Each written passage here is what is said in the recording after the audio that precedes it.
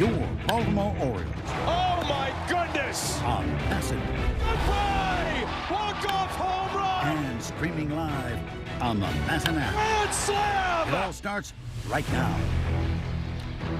Happy Easter Sunday, and a spectacular Sunday it is from Oriole Park at Camden Yards. This 8-game homestand ready to come to a close.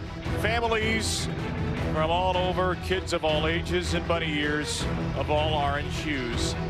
At the ballpark for a series finale, the Orioles in search of another series win. They host the Cincinnati Reds. Thanks for being with us on this Sunday afternoon. Kevin Brown, the Hall of Famer, Jim Palmer with a win. The Orioles would have another win streak. They'd win 4 out of 5, and they're trying to do so after a wild Saturday where we saw things we've never seen in an Orioles game. Yeah, I mean, it's kind of interesting. The Orioles facing Hunter Green, arguably one of the best, pitchers, the young pitchers in baseball. They had back-to-back home runs to lead off the game. Then you have 2 sets of back-to-back home runs off 2 different pitchers. The way that happens, of course, you got to knock out Green. They did. He only went 3 innings, and then you have Ramon Laureano. I mean, it was kind of the game of the Ramones. He hits 2 home runs. Urias plays the other Ramon, great couple of double plays at third. So, again, offensively, 5 home runs. They hit 2 on the first game. But again, I mean, it all starts with Cedric got 6, then a little split. Henderson hits his 2nd home run. Here's Laureano's first one. He makes some great plays.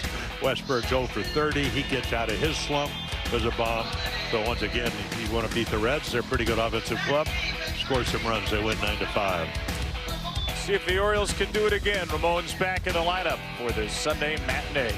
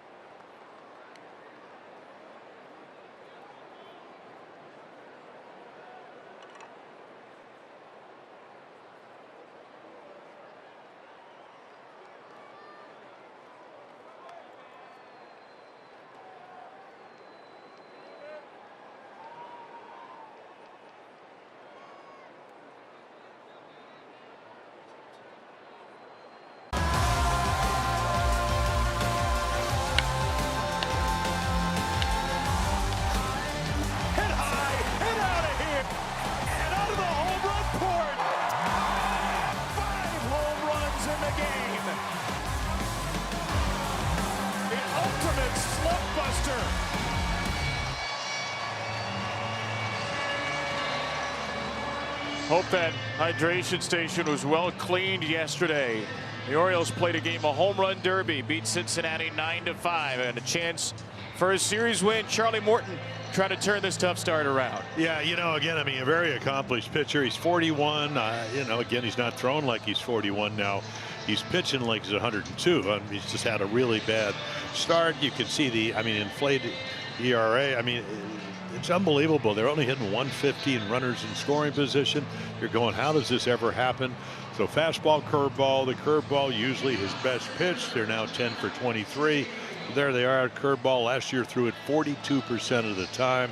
This year a little bit less. It's certainly, as you look at the batting average, not doing well. Only the four-seam fastball, and still carrying at 841. Outstanding velocity, maybe not command. So we'll see if that gets a little bit better today against a they hit 2 3-run home runs, talking about the Reds, and yesterday they had 17 opportunities with runners in scoring position. Charlie Morton, TJ Friedl, away we go on this Easter Sunday. First pitch strike. Friedl 4 for 4 yesterday. Cincinnati, they've been playing some long ball of their own. 4 different players have homered in the series. Actually 5. Jeimer Candelario not in the lineup today. 135 first pitch, 72 degrees. Hazy, sunny, bright, and a lovely day, April the 20th, 2025, for Terry Francona's Cincinnati Reds against Brandon Hyde's Baltimore Orioles. Friedl aboard all 5 times yesterday. We'll check his swing on a breaking ball, and that's a big question for Charlie Morton right now. He feels like the stuff is good, the movement is good of his pitches, except he just can't figure out this breaking ball yet, which has been one of the best pitches for anyone in baseball over the last several years. Throw it again. Friedl grounds it to second. That's a good start. Gets it out on the curveball on a roll over to Jackson Holiday. Yeah, taking a look at the defense for the Orioles. Laureano made a nice play, throws well. Mullins runs him down. O'Hearn, boy, he's what? Right field the first game, first base yesterday. Urias, Gold Glover, Henderson, Holiday, Mountcastle back in the lineup, and then Adley Rutschman, second consecutive day behind the plate. There's a running two-seamer, strike to Matt McLean. Cincinnati 16th in the majors, 4.4 runs per game. They don't have great numbers offensively except with runners in scoring position. Second best team by OPS with runners in scoring position. A sky-high fly is into left center field. This is Mullins' ball. He retires Matt McLean. Now 1 for 10 in the series. Yeah, that one, a 3-run home run on Friday night off of Cade Povich.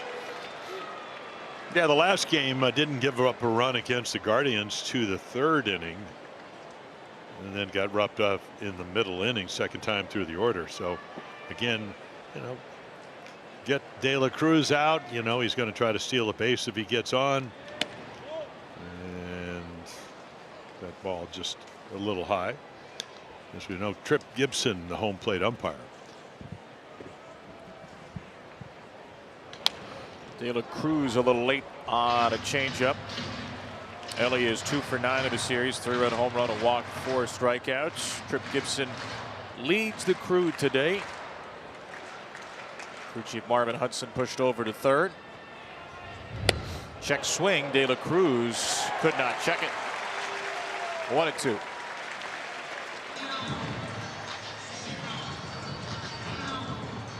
'23-year-old switch hitter, 3rd big league year against the 41-year-old right-hander in his 18th big league season. Tried to get Ellie on a curveball there.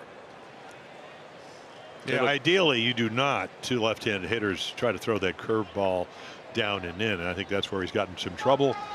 Friedl, he was able to throw one down and in, missed, and then made a really good pitch, got the ground ball down and away. So that's kind of where you'd like to stay. And once again pulls it inside. Ellie De La Cruz 0 for 5 with a walk, 3 strikeouts in his career against Charlie Morton. Led the majors in strikeouts a year ago. Ellie did 218, but he did steal 67 bags at 25 homers. 3-2, and he will walk. Charlie kept trying to spin that curveball in there, missed with 3 in a row.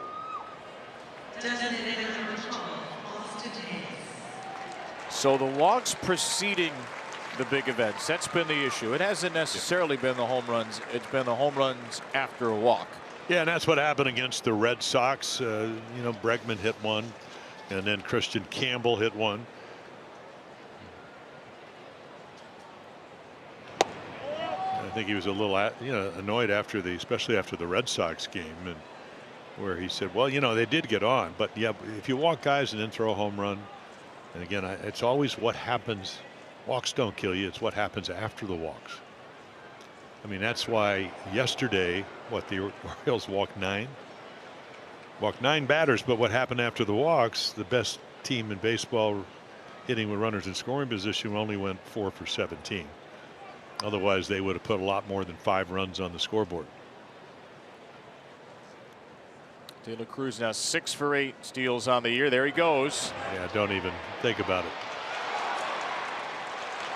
I tell you, Adley throwing so much better. I mean, it's like he's been reborn as far as his ability with velocity wise. Pop time has been fabulous. He pulled a couple of throws, but this is a really good jump. Guys throw 65 bases, and you could see they almost throw him out, even though he kind of gets that jump, a huge jump. De La Cruz stole 2 in the 7th inning yesterday, so his 3rd steal of the series. Runner at second, and a swing and a miss on the cutter for Austin Hayes. So you got a fastball hitter. He can hit a hanging breaking ball, but not the good one. And as we mentioned, the amazing thing, you have an 8-something ERA, and they're only hitting 150 with runners in scoring position. And the league average usually in the last year I think it was 252. Give you an idea of what. So it's 100 points lower than what the league average usually is. Tracks out to 3 for 20 against Charlie Morton, runners in scoring position, and he's going to try to get Hayes with De La Cruz in scoring position here. Fastball for a strike. It's 3-2. Yeah, nice little two-seamer that comes back, and Austin Hayes gives up on it. Catches the top of the zone. Austin, the 7-year Oriole, with a hit in all 5 games of his Reds career, signed a 1-year $5 million deal with a mutual option in the offseason. 3-2 pitch to him. Breaking ball not close. Morton has walked 2 in the first. It's not the first time that's happened this year. The Oriole bullpen beaten up and beleaguered after yesterday. Brandon Hyde used 7 relievers. This is probably going to have to be a day where Charlie Morton eats as many innings and throws as many pitches as he can. Yeah, they're going to have a bullpen game, so it's Charlie against the Reds bullpen, so to speak. Well, one of the things when you have a curveball, and I mean, as we mentioned, he threw 40 of them. It's, I guess, arguably his best pitch. And maybe mine wasn't quite as tight as his is, but you have to pick a point on the catcher, whether it's his left shoulder, whether it's above his left shoulder, and when you do, that's when you can release the ball and it gets into the strike zone. I'm having a problem doing that. And there's a changeup that misses. Luck's a tough out because, as you mentioned yesterday, Kevin, he makes contact. And another guy that's 7 for 17 with runners in scoring position. Former #1 draft choice out of the Dodgers organization. Probably still be playing with the Dodgers if he didn't have that ACL tear in spring training. He missed a whole year. 2023. Part of the World Series team a year ago, Gavin Lux, who's readjusting his elbow guard here. 20 pitches in the first inning, 11 balls for Charlie Morton, who's walked the last 2. He's not commanding his curveball. Throws a cutter over to second base, and Charlie gets out of it. So didn't have great command, but still strands a pair. Mullins, Henderson, Rutschman coming up for the O's.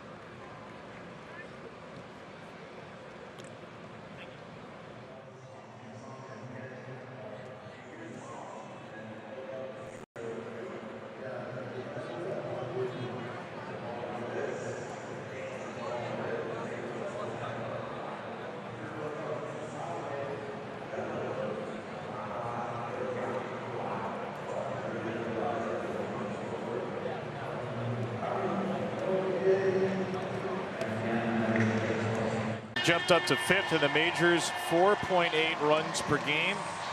And 30 home runs, tied for 4th home runs per game in the majors. Cedric Mullins leading the way with 6. He hit one of 5 Oriole home runs yesterday. Henderson, Westberg, and Laureano with 2. The others. So bullpen day for Cincinnati.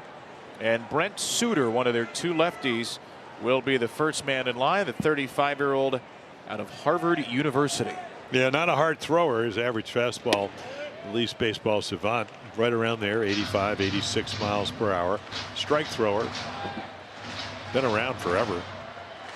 First 7 years with the Brewers.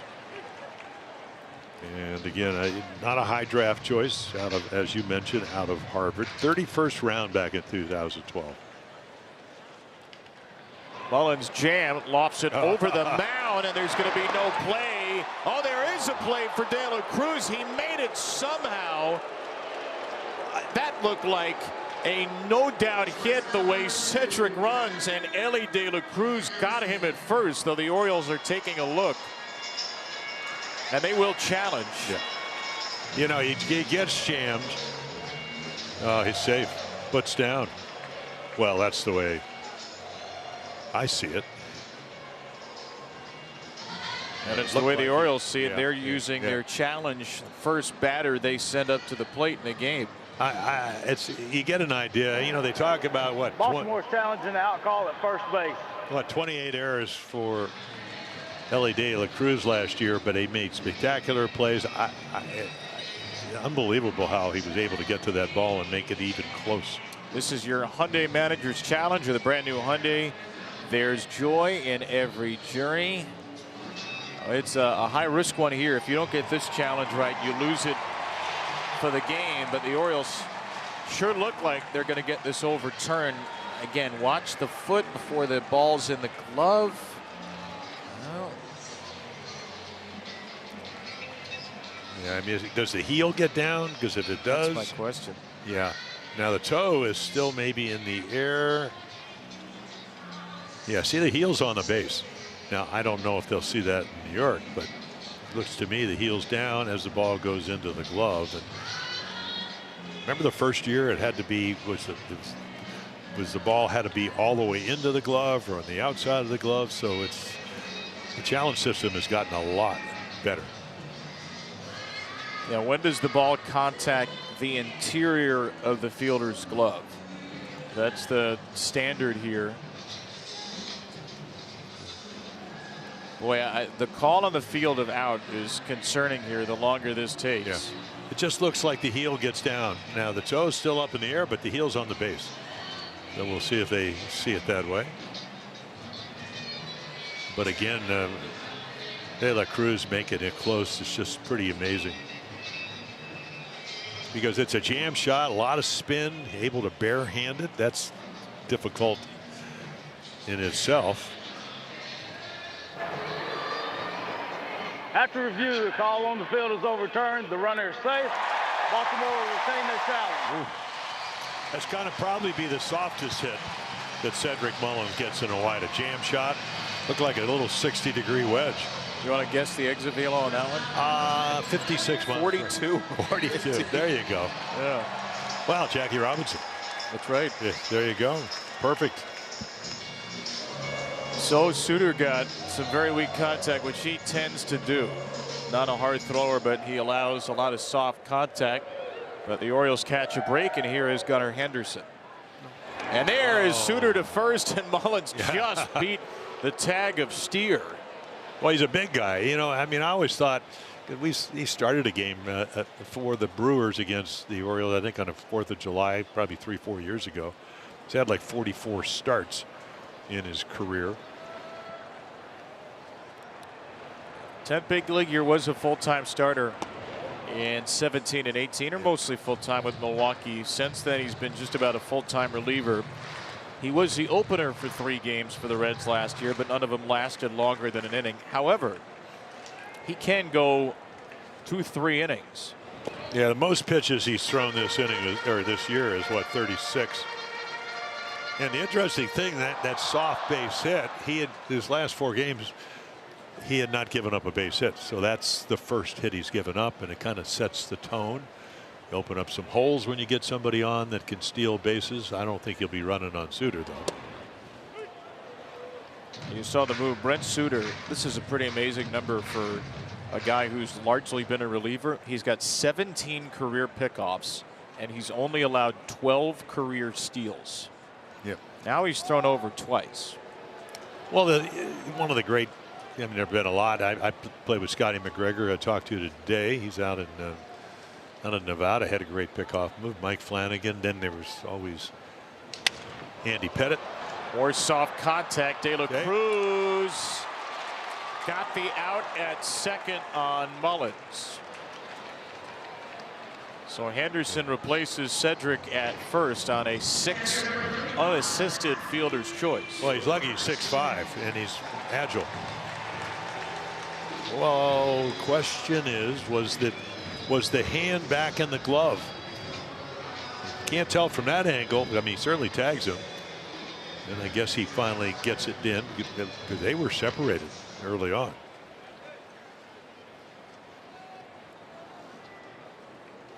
One-on-one out. Here's Adley Rutschman. It's two of the softer hit balls after 5 home runs yesterday. For Mullins, that is the softest base hit of his career outside of bunts, the one he had. 42-mile-per-hour jam job, and Gunnar hit it at 59 miles per hour. Again, 95 is the hard hit threshold. You're just not going to see a lot of that against Brent Suter. Rutschman tried to snap it 0 for 19. And there's a check on Henderson. So Brent Suter getting the start here. The Orioles throw out what will be their typical lineup against righties today, with 3 of the first 4 left-handed. And the Reds have one other lefty in the bullpen, Taylor Rogers. Taylor Rogers really becomes one of the most important players in the game because Terry Francona is going to have to wait for the right moment to utilize him. Otherwise, it's a right-handed group for a lineup that has, as we know, crushed right-handers this year. But the reason you have so many lefties in there is because Suter's only going to probably pitch 2 innings. Orioles would like to maybe abbreviate that. 3-1 for Rutschman. And that ball's popped up to left. Gavin Lux gets to it. So let's take a look at Cincinnati's bullpen. Now they're in much better shape because only Rogers threw yesterday, but all these other relievers have thrown 2 of the last 4 days, except for 32-year-old Randy Wynn, not the former Tampa Bay Devil-Ray outfielder who joined the team today. StatCast 3D powered by Google Cloud. And Wynn was a starter down at their AAA Louisville affiliate. And he had 4 starts down there, so he can pitch multiple innings. 1-0 for Ryan O'Hearn, getting a rare left-on-left start. The Orioles also added to their bullpen today. They sent Brandon Young down after his major league debut, and they called up Cody Poteet because the Orioles used 7 relievers yesterday. So they got an extra long man down there. O'Hearn to the right side, hit well on a hop, and McLean retires O'Hearn. So the opener, Suter, with a scoreless first in this bullpen game.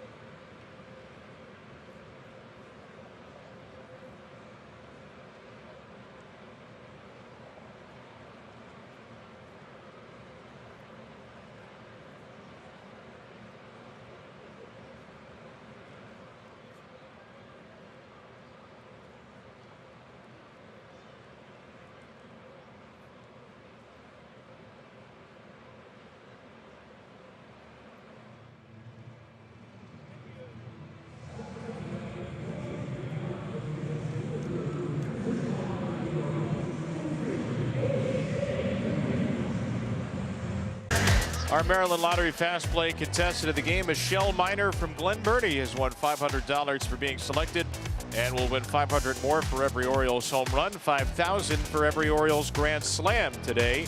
Learn how to be the Fast Play contestant of the game at mdlottery.com/home run. Charlie Morton had trouble with the curve in the first inning, but got out of it despite two-out walks. Spencer Steer bats. Morton threw 9 curveballs in that first inning, only 1 for a strike. That was grounded out to second by T.J. Friedel. The other 8 out of the strike zone. The Reds did a good job not chasing, but Charlie made the right pitch at the right time to get Gavin Lux to roll over a cutter and end the inning. Struggling Steer, 1 for 23, 10 strikeouts in the last 6. And he was 0 for 4 with a walk and 4 strikeouts on Friday. And when he's on his game, he's going to, it gets on, he will steal some bases and also hit 20 home runs last year. Steer, a little tapper. Long charge in for Urias. Yep. But as always, seems to get there. What a fine homestand he's had. So he's coming in because your first move, if you're playing that deep, is on the balls of your feet coming towards home plate. And again, scurries and then a really good throw. Here's Jake Fraley, who had a great day. And the second inning yesterday, he launched the first Reds home run ever onto Utah Street. That's only the Reds' 3rd trip to Camden Yards, but somebody had to be the first to do it. Hit Boog's barbecue car out there. He did indeed. Dented the the right front fender. Boog's not happy. We were talking to him on FaceTime. He's a little upset about it. He said, just put sandwiches on there and people will be crowding around, and so they'll get hit, not the car. So here's a long ball from Fraley, which was rather more impactful than we thought. Right off of the car, right next to the Boog's barbecue stand. It went 429 feet projected. And yeah, there it is. There's the sizable dent, courtesy of Jake Fraley, on the Boog's barbecue mobile. So a lot of balls that go on Utah Street, well, every ball that goes on Utah Street gets a plaque where the ball is hit. As Jake Fraley walks, I wonder, will his plaque be on the car? Could you put the plaque on the ground if it hit the car on the fly? Well, yeah, you could put it underneath the bumper. Otherwise, it will not have any long. I mean, it might move the car, right? I guess so, but yeah, maybe it'll be a hidden plaque. Maybe the plaque will be on the car. That car plays well in Key West. As long as nobody dents any of Boog's boats in Key West. No, as long as nobody dents Boog. He's undentable. Noelvi Marte, wow. curveball. Oh, come on. He's not throwing it over. Help him. Call it a strike. Boy, you're in a generous spirit today, aren't you? Well, I thought that was a strike. It may have been right at the bottom of the zone. Well, that counts, Kevin. Well, let me ask you this. If you were having a day where you weren't throwing strikes, I know early in your career you had a lot of walks. Do you feel like umpires would squeeze you a little more if your command was you got to worse? earn them, yeah. Well, one of the ways of earning strikes is where the glove is, hit it. It's pretty simple. Yep. That's what we were taught. Gloves right there. See, outside. Went up and in, and it's grounded through the left side. Noelvi Marte, who's just 1 for 12 on the year with a sharp single. But he got a fastball in the middle of the plate. And these guys, and we've seen him 2 games now. Some guys coming off injuries, young hitting ball club, but They hit the ball in the middle of the play. You can see, I mean, it's a great angle. Whatever that camera angle is, it shows you exactly where the ball was. So belt high in the middle of the plate, gets hit hard.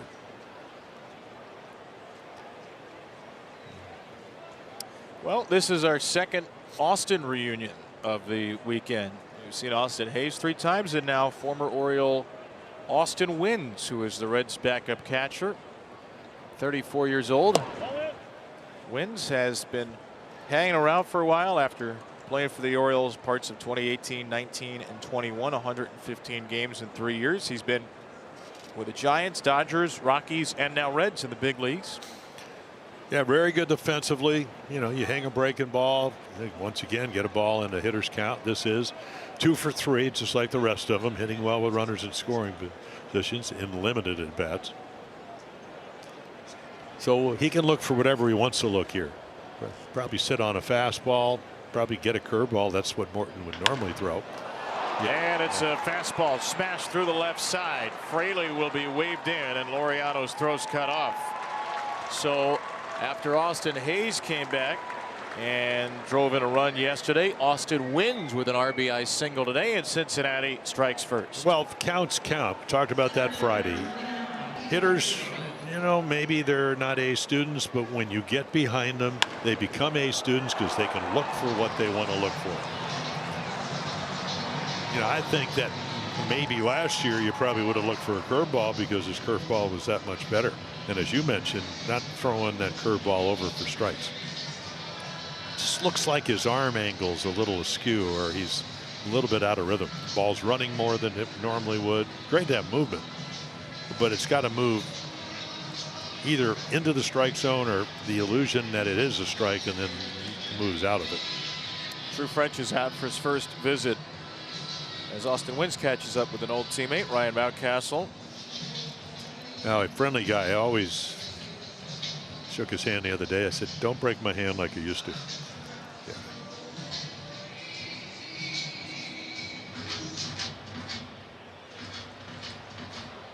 Well, it's now 11 curveballs thrown, 10 out of the zone by Charlie Morton. The Reds have not swung at any of them. And that's probably why Austin WYNN was sitting on a fastball. Yeah. I mean, he could afford to do that. Got it. Again, it was in the middle of the plate. So Friedel, he gets a fastball, pops it up. Laureano will be first on the scene. Well, there you go. That's where Charlie Morton wants that four-seamer, right at the top of the zone. He's been hitting the top of the zone more this year with the four-seamer. I mean, that's pretty much right down Broadway. Well, here, Pratt Street, whatever you want, Lombard. West Camden Street, maybe? Yeah. Thankfully, it wasn't right down Utah Street. Strike one. There's the first curveball since the first batter in the strike zone. Yeah, McLean did that on Friday night. Hit one into right center up into the bleachers. So he's got a little power. Missed all of last year with a shoulder problem. Labrum tear. 1 for 10. The one was that 3-run homer. He's walked in the series as well. Was first rounder of the Reds 4 years ago out of UCLA. Got some National League Rookie of the Year love. Finished in 5th in 23. 0-2. Right down the middle. My goodness. Froze him. And Charlie Morton's first strikeout ends the second inning. The Reds score 1, but strand 2.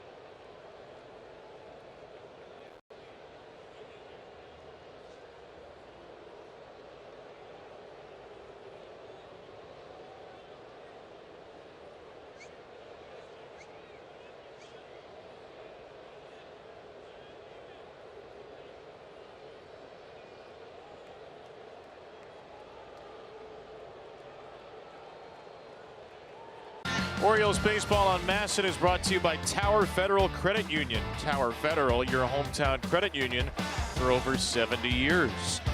And by Maryland Public Television Chesapeake Bay Week, April 20th. That's today through the 26th. That's Saturday. Check out their lineup of shows today. 1-0 Cincinnati rubber game. Fluttering strike from Brent Suter to Ryan Mountcastle. Yeah, that changeup right around 74, 75 miles per hour. About 11 miles per hour, 10 miles per hour slower than his fastball. Yeah, the Orioles really struggling against lefties. You know, they're the 1-4 record-wise, but they've hit 2 home runs in what, 158 at bats. So obviously, well, will take a dump double down the right field line, anything. So, like we mentioned, the most pitches that Suter has thrown this year, 2 innings, 36 pitches. You know, Terry Francona wants them to get through this inning quickly, maybe get another inning out of the lefty. And the Orioles would like to get the pitch count up and get runs on the board. Orioles the second best team against right-handed pitchers, second worst against lefties by OPS. And Mountcastle over to the right side again. Steer, playing his first game this season in the field, takes it himself. Who is the worst? Do you know? Against lefties? Yeah. The interns are on it. Do you have a guess? White Sox. That's a pretty good guess. No, it's Minnesota Twins. Really? 460. They're hitting 141. Yeah. The Twins are hitting 214 as a team. They are off to a 7-14 start. They're not hitting lefties or righties. 1-1 to Jordan. Westberg snapped out of that career-long 0 for 30 with a home run yesterday. Spoke to the media before the game. He used the word grinding a lot. Grinding his way through it, grinding in the cage. He is one of those guys, a baseball grinder. Very serious guy on the field. Plays with an edge. He's been banged up a little to start the year, just trying to fight his way through it. Well, you would think this would be a good matchup because, you know, he struggled against. We get all the numbers. I mean, he's hit 108 against fastballs, 4 for 37, no home runs. All his home runs have been against breaking balls. And that's what he hit yesterday. Get out of that 0 for 30. That's what he hit up in Toronto. So you're hitting 8 for 21, pretty nice batting average. And then changeups, 0 for 10. And that's why he's been struggling. And I find it, there's got to be a mental component or maybe a physical that we don't know about, because he uses the middle of the field too much. That ball sizzled the other way to the right field wall, off the scoreboard. And Westberg has another extra base hit. A 1-out double. See, that's what he does. And of course, Suter, as we mentioned, I mean, he tops out at 86 miles per hour. So he's comfortable if he makes a mistake, gets the ball up. And Jordan Westberg last year, if you got the ball up in the strike zone, he's probably one of the better high ball hitters on the O's. And you can see it right here, just nails it off the scoreboard. Thought about 3, but a nice play by the right fielder to keep him at second base. His first double of the year. He had 4 home runs before that first double, and it comes in plate appearance number 75. Last year he had 26 doubles in 107 games. Jackson Holiday, and an 0-2 count. Last year you nicknamed left center field Westberg Alley at one point because Jordan was wearing it out so much, and that's what he's going to do. Hit the ball up the alleys, hit the ball the other way. He'll be picking up a lot more doubles before this year is out. And Suter, as we mentioned, he's a tall guy, 6'4", 6'5". He's right on the inside of the first base side of the rubber, and then he throws across his body. In other words, he steps right towards the Orioles dugout. So if you're a lefty, he's throwing really almost behind you. Holiday waits back, and De La Cruz steals a hit. Wow. An extraordinary play by an extraordinary player. Pretty special right there, isn't it? Now, I don't know if you're going to score a run because you don't want to get doubled up. You can see Westberg going back, but that ball is going at least be first and third. Now you have a runner at second and 2 outs. These are the type of plays that save ball games. And like I said earlier, it helps to be 6'5" with great agility. Brent Suter was hopping off the mound like he had just closed the World Series. What an amazing athlete he is, Ellie De La Cruz. He just does not look human when he does stuff like that.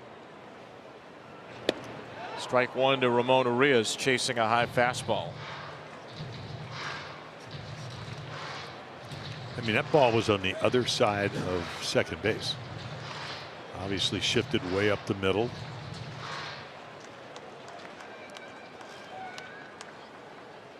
So Ramon trying to bring in the game's first run. .420 on base percentage to start the year. He's a little behind a changeup. Yeah, perfectly thrown on the corner. Slider, cutters in, changeups away. Every once in a while, fastball.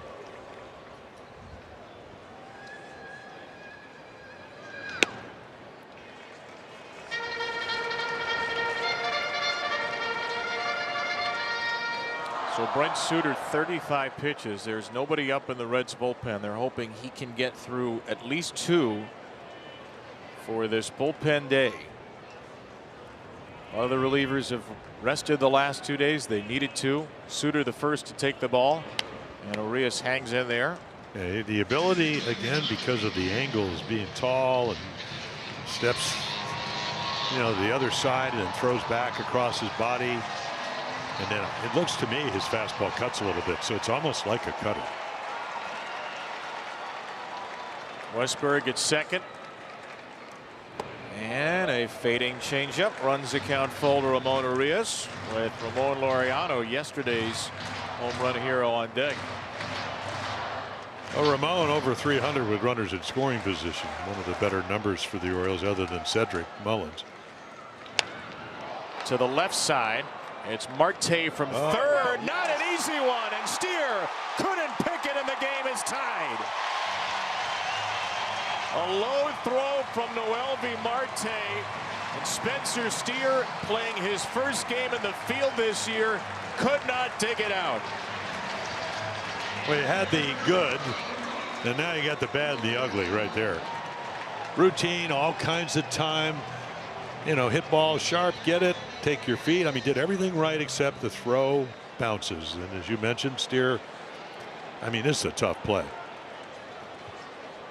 And Suter figures I better go back up. So that ties it up. A gift run. Look at where Westberg gets here, right past Marte as he gets set to throw it. 2-0 for Laureano. You think Westberg had much to do with that throw being offline? You wouldn't think so.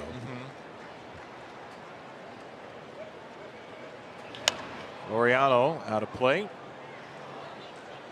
Young third baseman Noelvi Marte, only his 4th start of the year at third.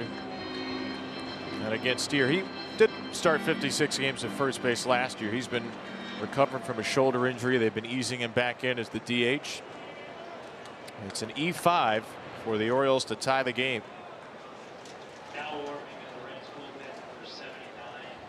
Cincinnati team that's been really good defensively this year. And their bullpen gets up, and of course that prolongs the inning.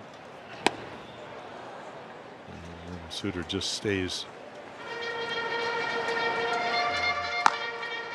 That is Ian Gibaut. One of 7 right-handers on the Reds bullpen today. So Ramon Laureano not starting yesterday. He came in the 2nd inning. Heston Kjerstad was drilled by a 100-mile-per-hour Hunter Green fastball. Look at Ramon. He's ready to hit right now. The umpire, Trip Gibson, was with his back turned to the batter. He's locked in. And Laureano came off the bench after Kjerstad got hit. And homered twice. 5th Oriole ever with a multi-homer game off the bench. And he was about 10 feet away from a 3-homer game. 3-2. Little jam shot. This will be a lot easier for De La Cruz. Maybe the play of the year we've seen so far earlier in the inning, but the Orioles tie it.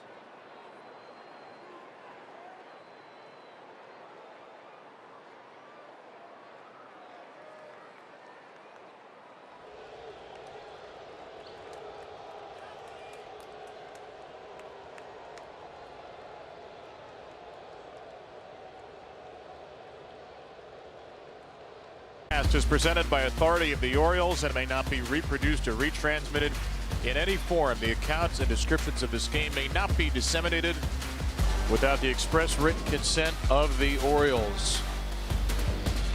We came into this series ready for a showcase at the shortstop spot, and we have seen that. Gunnar Henderson and Elly De La Cruz have delivered. Henderson with a home run and a double yesterday.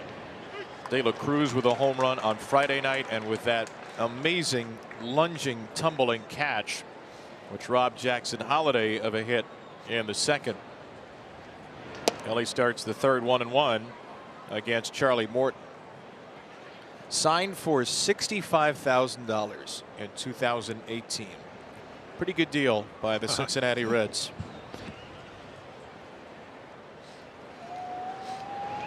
Well, his next deal will, because his agent is Scott Boras, will probably be a little more significant.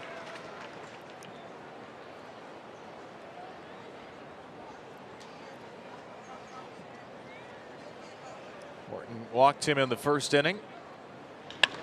And Morton's not going to walk him here. Elly De La Cruz with his second home run of the series. Yeah, the first one, a 3-run shot hitting right-handed. So obviously a switch hitter. Hit 25 of them last year. Big, tall guy. You get the ball in the middle of the plate. He gets his arms extended. Great ballpark to hit in. What did Tommy Joseph said? If you're a left-handed hitter in this ballpark, and again, just makes a nice swing. Just, I don't know if he tried to get it in, but he didn't. I saw Stephen Kwan hit one for the Guardians, who's not a home run guy. De La Cruz is a little different. 389-footer, his 5th of the year, his 2nd of the series. That's a pretty insane 7 minutes from Elly De La Cruz. Robbed a run and then hit a homer. Hayes line drive base hit off a changeup. Cincinnati is just not respecting the curveball right now, and Charlie Morton still has only landed 2 for strikes. And 1 this inning, and 1 for an out. 40% of the time last year he threw his curveball, and they only hit 200. This year they're hitting well over 400, so he doesn't trust it, not throwing it over.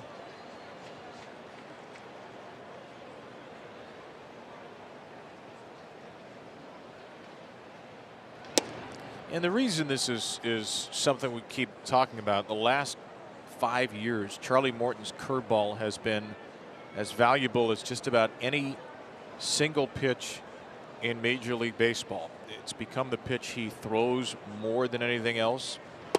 He was a two-seamer guy early in his career. He just threw a very good curveball there. He became more of a high four-seamer guy with the Astros. When you go back to the start of 2021, it's Dylan Cease's slider, it's Kevin Gausman's splitter, it's Charlie Morton's curveball. Those are the three biggest strikeout pitches, any pitcher's specific pitch in Major League Baseball. But you were talking about how he's changed his grip. Now last year he was 8-10, but he pitched well. They just didn't score a lot of runs. I think it's the 6th lowest runs scored in Major League Baseball. So you've been around. I mean, he started back in 2002. That's a long time ago. And so I know you always want to get better, but changing a grip, it just doesn't. I don't. For a guy that's pitched close to 3,000 innings, minor leagues and big leagues, it just doesn't look like he has a game plan.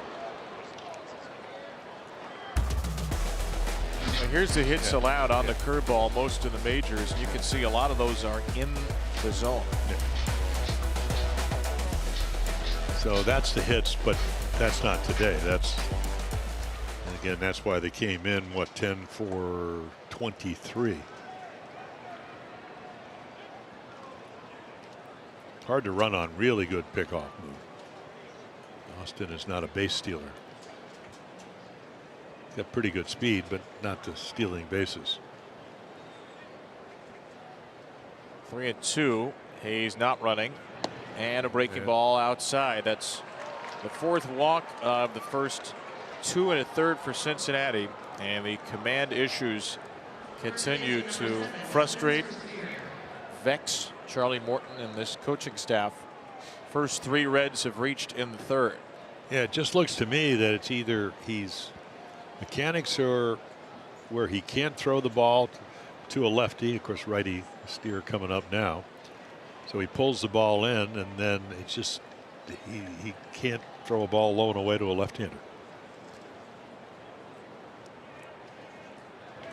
So you mentioned the grip. So he has gotten more ride on the fastball this year. He told me he's been cutting the fastball a little more. His fingers have been a little bit more on the side of the ball. I think clock face shifting down closer to 2 or 3 o'clock. There's a good breaking ball. Really good. Now, can that tweak on the fastball, can that mess with your curveball? Well, obviously he's not pitching up to his capabilities or what he wants. So, you know, change is good, but sometimes it isn't. Steer, grab ball, base hit. Hayes to third base, and he is stopped by J.R. House. Yeah, when you're throwing pretty much, and again, you've been pitching since 2002. You know, you're a pretty accomplished pitcher. You won over, what, 134 games. So all of a sudden you change your grip and everything ends up in the middle of the plate. I'm thinking maybe I need to go back to the old grip. But he's been doing it all spring. Did not pitch a lot in the spring. They listed him at like 8 innings. I find that hard to believe. He didn't do some back field work. Drew French out again.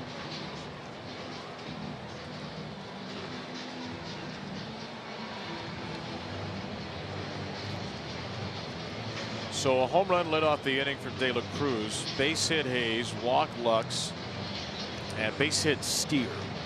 So the 3, 4, 5, and 6 hitters have all reached base, and there's still nobody out, with the red hot Jake Fraley coming up. And this is what Cincinnati did yesterday. They just kept moving the line, moving the line, moving the line, and then the carousel stopped spinning. Once the Reds got to third, they ended up leaving 13 men on base, despite 13 hits and the 9 walks. And the fewest runs scored by any team that reached base 22 times. Reds had 13 hits, 9 walks, 22 on base in 4 years. So given all of the base runners, amazing the Orioles held him to 5. And the one thing Charlie Morton's done well this year, you mentioned it, Jimmy, he has held down batters with runners in scoring position. But he's got a heck of a task on his hands here. Fraley, right field, a little floater for a base hit. It's going to bring in Hayes. Lux right behind him, and Steer gets to third. It's a 2-run single and a 4-1 Cincinnati lead with still nobody out. Well, I'm sure it's frustrating for everybody. Certainly Charlie, because you know he doesn't want to pitch as poorly. Command, I mean, just not what he's used to. And right, you know, a lot of cutter. It's not a horrible pitch. It's not hit particularly hard, but he doesn't get it all the way in. And again, this red team, you know, new hitting instructors. Chris Valleca came over from the Guardians, and they're swinging the bat. And the Orioles are going to have to, and they're certainly capable of doing it. So there's the new guy, Cody Poteet, added to the roster just this morning.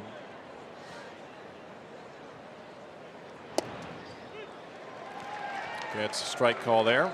Yeah, you need a strikeout here, and strikeouts have been hard to come by only because of the lack of command.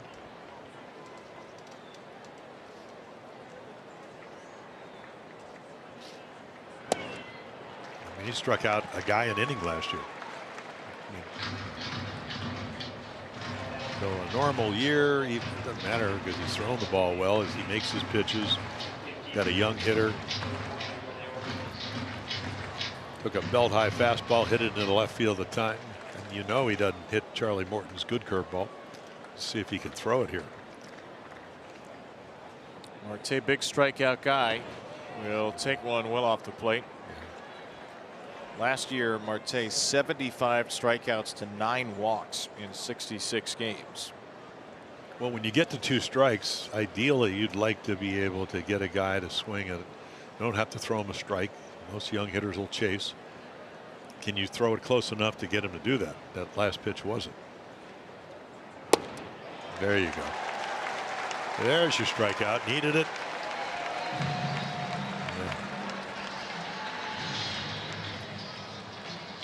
Here's the good hook.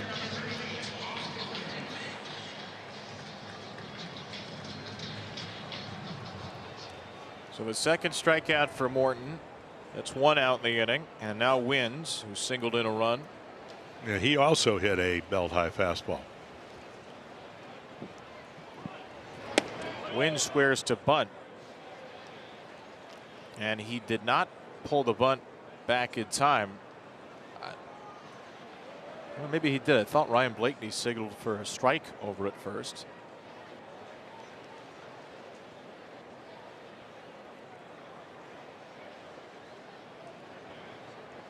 And Morton throws it away. Trying to pick off Fraley. The ball's against the tarp. Steer is in to score the 5th Reds run of the game and 4th of the inning. Like we said, great move. I mean, we saw him control the running game against the Guardians.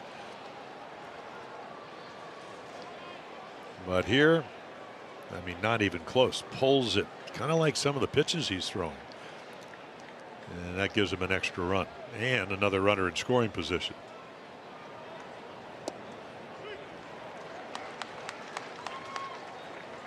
It is 0-2. That first pitch was a strike. The scoreboard had it wrong, and Trip Gibson is making sure the folks know now. 0-2 because WYNN's did offer at the first pitch. Back-to-back games now, and Oriole pitchers committed an error. Cano did so yesterday in the 8th. That didn't end up leading to a run. Morton's does, as he misses up high to WYNN's.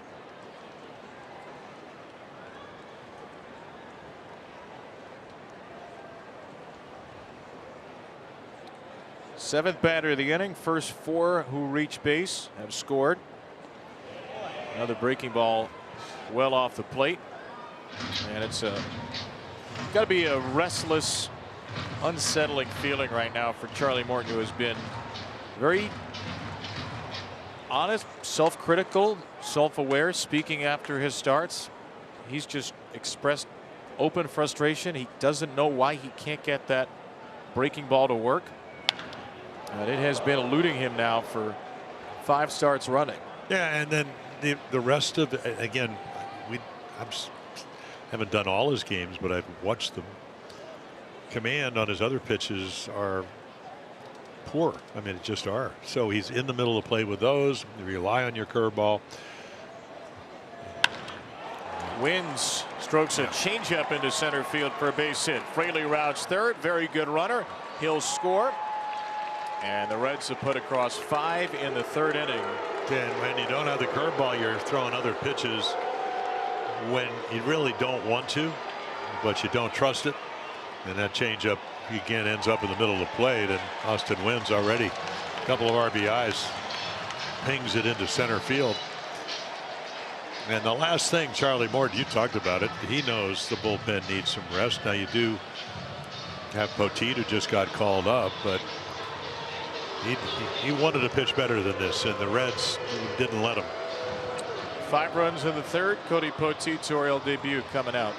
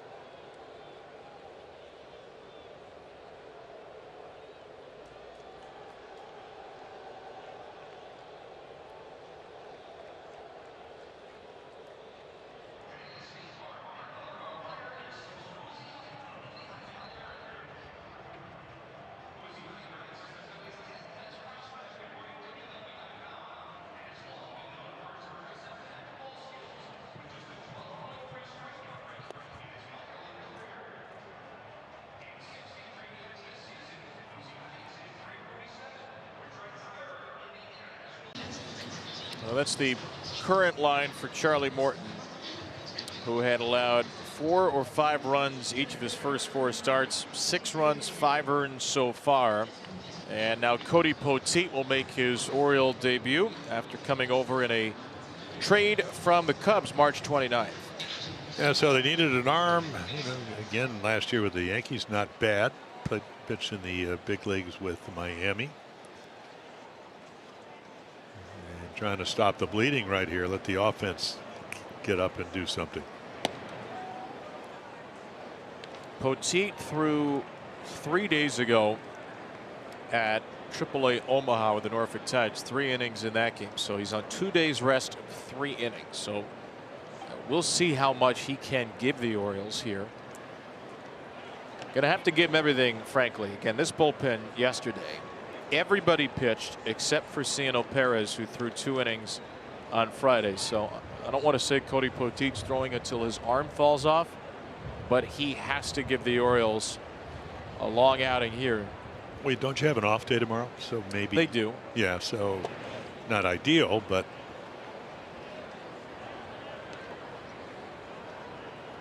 you know, Bautista's down.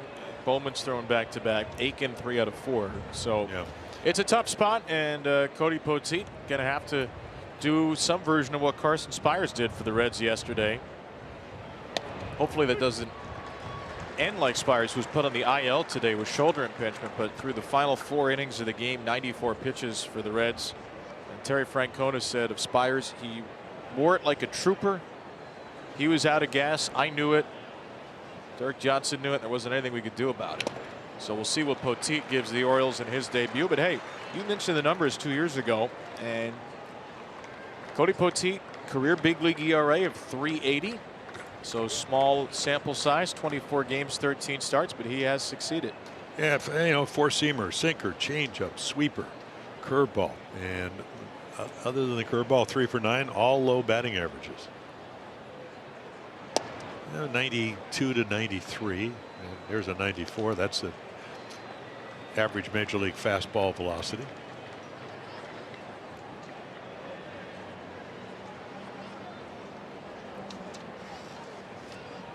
Three and two for Friedel.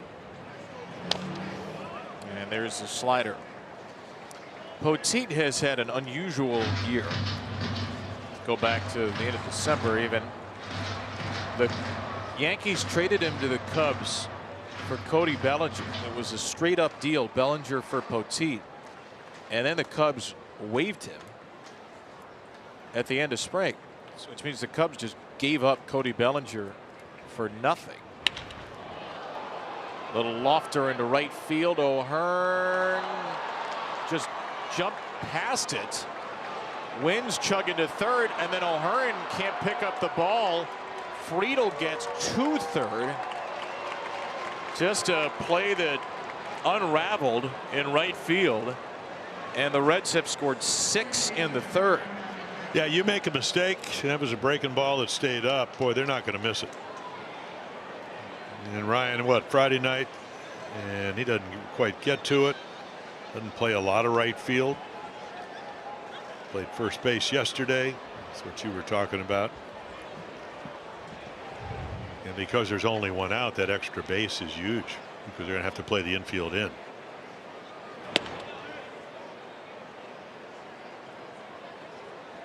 Makes Matt McLain a RBI opportunist without having to get a hit. Fly ball.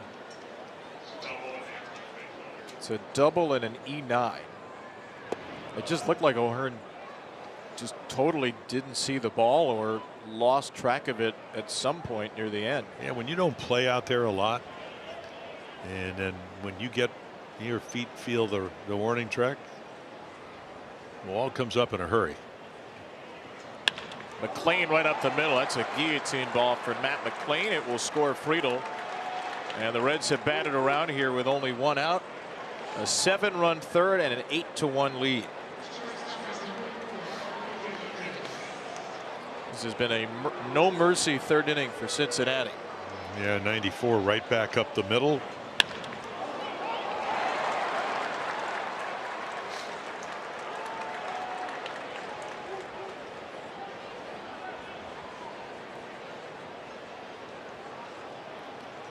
Yeah, De La Cruz started this inning off with a home run.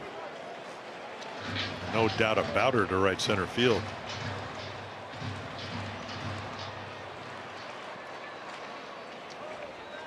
Walk, steal, incredible diving catch, and a home run in the first not even 3 full innings.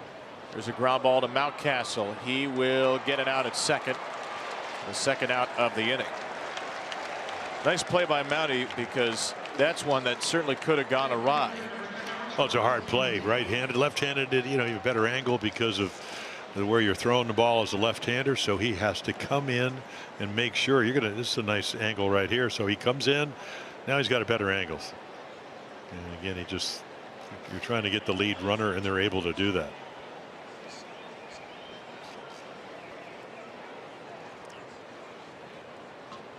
Hayes, the 11th batter of the inning, takes a slider for a strike. So we can close the line on Morton. All those runs end up earned, even though there were 2 errors in the inning. They were 1 on a pickoff throw, 1 on the back end of the play. So 7 runs all earned, and he got just 7 outs. Hayes into center. Plenty of room out there for Mullins. And that's the end of a 7-run Cincinnati third. Those bats have some work to do.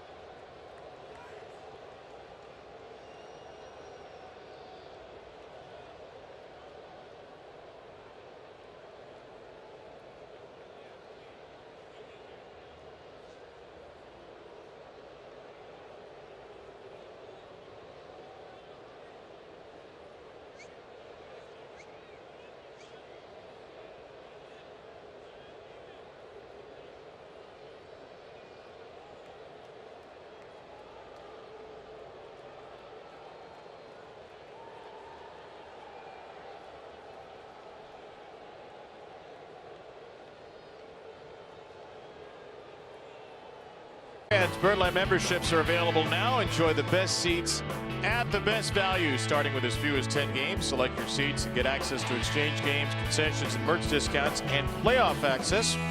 Go to Orioles.com/memberships. Well, a huge third inning, 7 across for Cincinnati. I got to keep Brent Suter out there at least for the top of the lineup. Mullins and then probably Henderson, the lefties. Suter, the opener as part of this bullpen game for Cincinnati, which so far has gone very well because they knocked Charlie Morton out of the game in the third. Now Tripp Gibson had a few words to say to Austin Wynns. 2-0 for Cedric, who had the softest single of his career on a swing, 42 miles per hour on a jam shot over the mound.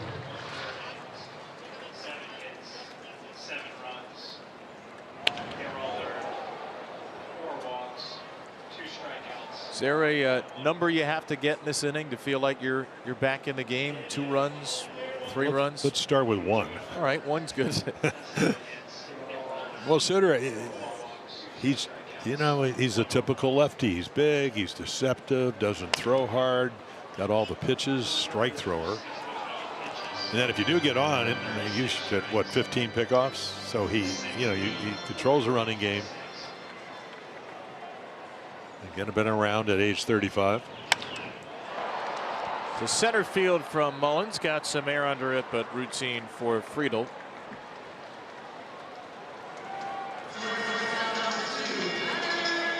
And Brent Suter on 2 days rest has given the Reds 51 pitches and at least 7 outs. Terry Francona could have hardly asked for more here. By the way, the TJ Friedel play from an inning ago has just been changed to a triple. No error against O'Hearn. Suter just topped off the mound after spiking that changeup to Henderson. From a round in the draft that no longer exists, now a 20-round draft. Brent Suter was picked in 2012. There was a 31st round. Ivy Leaguer out of Harvard, Cincinnati, Ohio kid, Archbishop Muller High School there. One of 2 31st rounders from that year to make it to the majors. The other is Taylor Ward, who did not sign that year but ended up going to Fresno State and drafted by the Angels in the 1st round 3 years later. Well, same high school as what Ken Griffey Jr. went to. Buddy Bell, David Bell, Barry Larkin as well.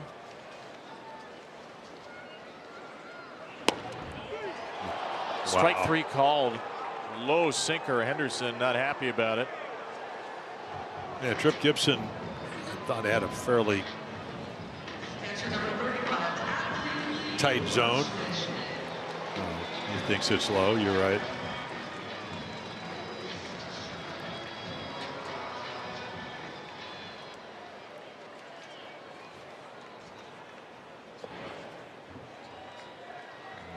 Brent Suter doing exactly what a veteran pitcher, even a young guy, wants to do. You score 7 runs, come out, try to have a shutdown inning. You know, this will probably be your last inning.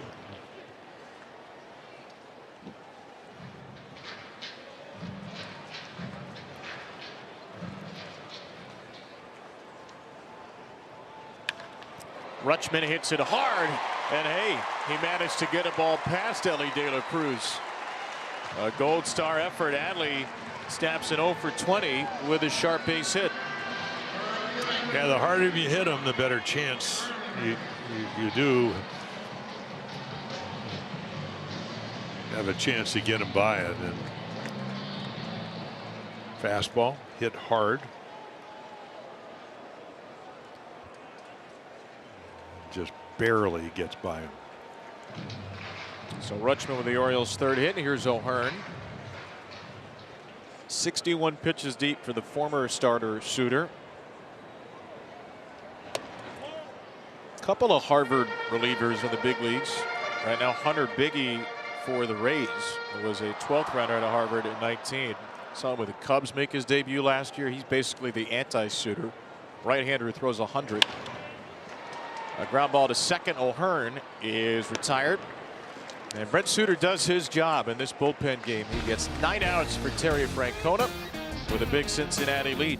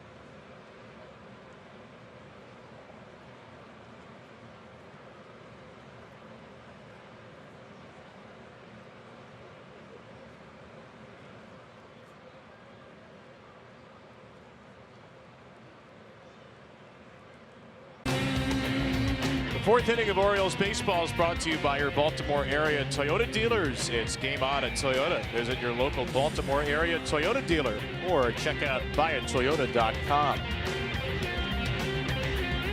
A happy Easter Sunday to those of you celebrating on this April the 20th. Kevin Brown, Jim Palmer, Melanie Newman, and our outstanding Masson crew. Orioles 4-3 on this 8-game homestand, and they've got a lot of digging to do to try to get to 5-3. Down 8-1 as we begin the fourth. Cody Poteet took over in the third inning, making his Oriole debut and his season big league debut. 30-year-old right-hander after Charlie Morton gave up 7 and 2 1/3. Poteet with a changeup strike to Gavin Lux.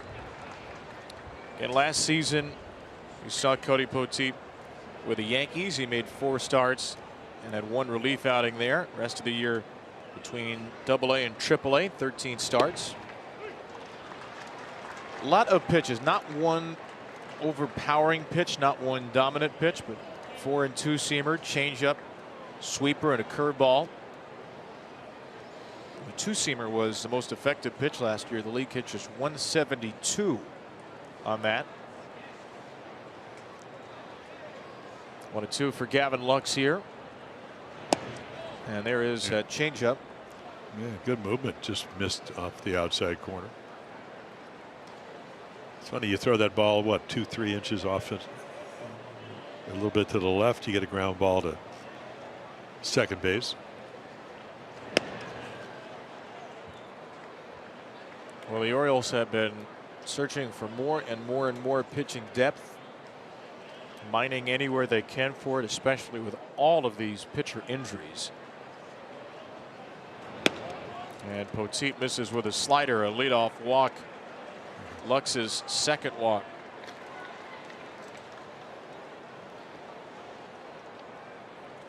Hey, happy 7th birthday to Spencer right there. Got the name on the button, the orange sunglasses. Yeah. In fact, looks like his family had great sunglasses. Yes. I'd like to borrow those. I am currently out of all of my sunglasses. What? Well, one of them I left one of the lenses behind in the booth in Kansas City. I realized that once I got on the bus. Wait, how do you leave a lens? It popped out. Oh. And then, yeah, I was on the ground. It popped out. So then there are 2 other pairs, one of which is in the car that my wife currently has, and the other one is in our stroller which is in the car my wife currently has. So I've been fighting it through this weekend, Jim. Should I have gone to CVS and picked up a $15 pair? Yes, I should have. Have I been too lazy to do so? Or have I just been preparing too hard to call these games with you? And the answer to both of those is yes. Yeah, well, I figured that. Which one did you figure? So if anybody out there, has an Easter basket, they're waiting to deliver with us, and it has sunglasses. There is I had what lens crafters? Yeah, right around the corner from where you live. Yeah, no question. And they're really nice in there. Yeah, I've been busy. They adjusted some glasses for me once. I didn't even have to buy them. I mean, just tell them who you are. Just tell them. Well, that's not fair to do that. Okay, who you were. Oh no, that's me. Yeah, you should be able to find. I mean, it's no question I'll be able to find. It's you got a Target right down there. Maybe Sprouts, or whatever that other store is. They probably even tough weekend. You got 7 o'clock, then you got 4 o'clock, then 1:30. Not easy when being you. When do you sleep? When do you work? 2-2 hit in the air to center. Yay! By Steer. I'm rooting for outs. I'm telling you that right now. Well, who is it? Yeah, well, I know. Steer 1 for 3. And look, this is an opportunity for Cody Poteet. You have to figure these kids are rooting for outs, and they're rooting for ice cream. They seem intimidated by the camera. It's okay. You can go ahead and eat the ice cream on camera. Crushing some chocolate sprinkles.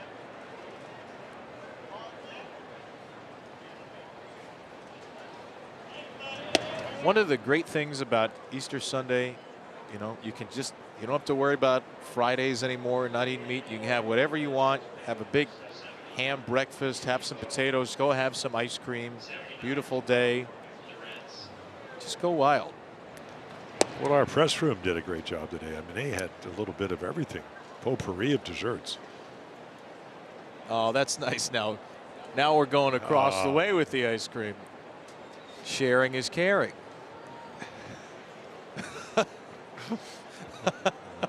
Oh no, straight to the cheek. A chocolate cheek. 2-1 for Jake Fraley. Cross contamination of the chocolate ice cream. If somebody brings us up some ice cream cones, I promise I will not smother my ice cream cone on your face. No, well, that's all right. I'll turn quickly to my left. 2-2. There's a good two-seamer. That's the pitch again. That was Poteet's best one last year. Not a big strikeout guy. Only 16 and 24 and a third last year, but his strength avoiding the barrels. Not a lot of hard. Yeah, a lot of movement. A lot of movement. Runs. You saw the two-seamer. Get some movement out of it. As you meant, a multitude of different pitches, all different speeds. Fraley rolls one over to Mountcastle. Sharp turn, but no play at second. He gets the second out.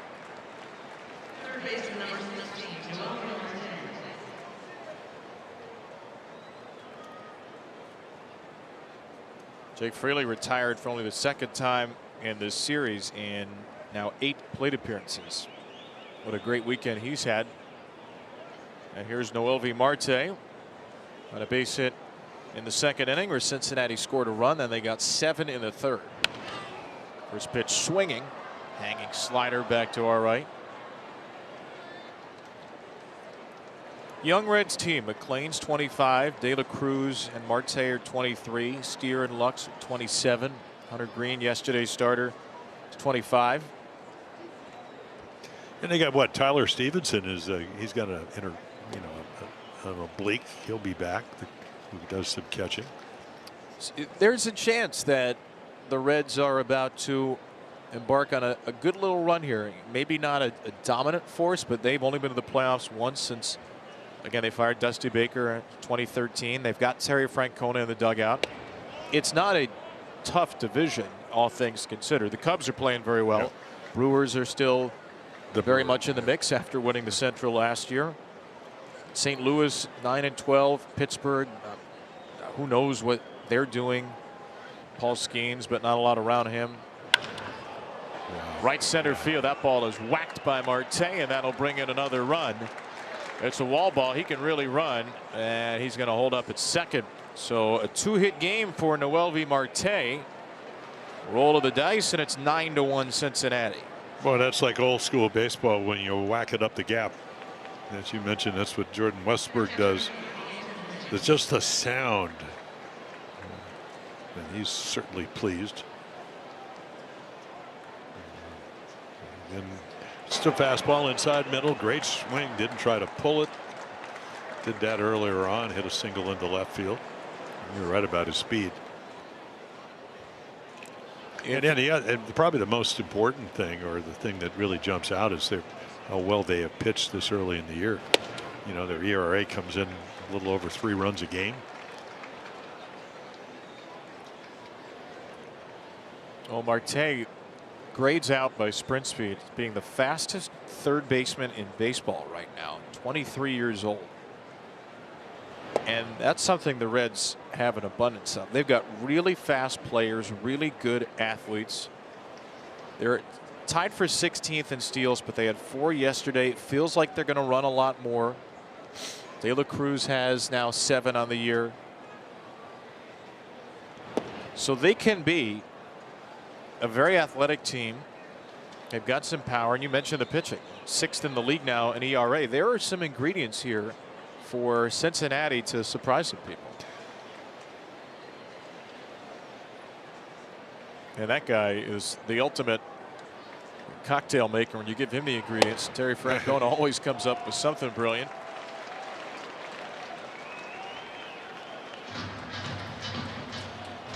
One of the most historic franchises in baseball, of course. Last World Series win for Cincinnati was back in 1990, 1-5. 2-2 is just off the plate from Poteet to WYNNs.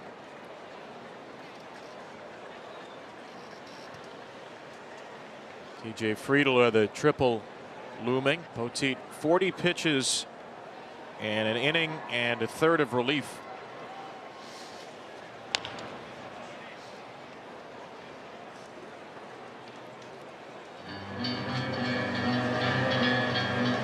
Out of UCLA, Cody Poteet.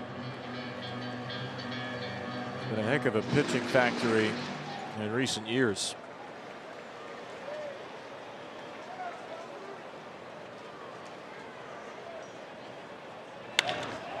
WYNNs base hit left center field. Well, we knew Austin Hayes was going to have a big impact in this series, but this has turned into the Austin WYNNs revenge game. It's his 3rd career 3-hit game, and he gives the Reds a lead of 10-1. Yeah, again, a lot of balls hit hard.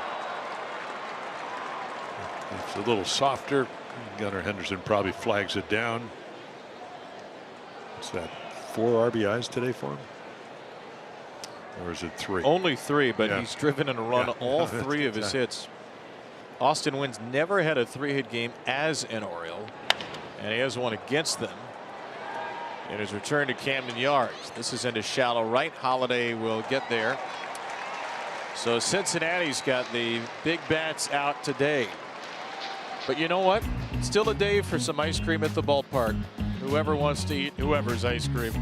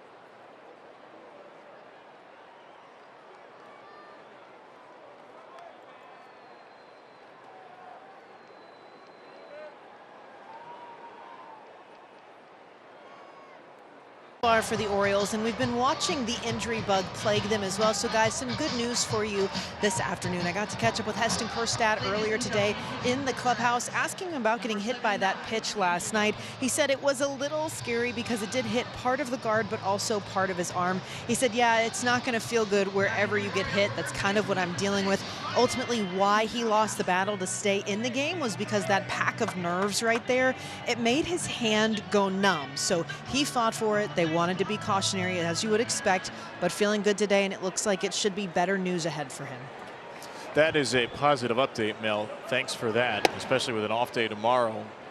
And I mean, thank goodness he got hit on the guard, so it at least dulled the impact somewhat. 10-1 game here that Heston's watching, and the new Reds pitcher is right-hander Ian Gibaut. Yeah, big arm right there, a little slider. We saw 94. Missed most of last year with a forearm problem. Again, a big guy, 6'3", 250. Signed with the Rays out of Tulane back in 2015. And slider that Ryan Mountcastle slices foul. 328th pick.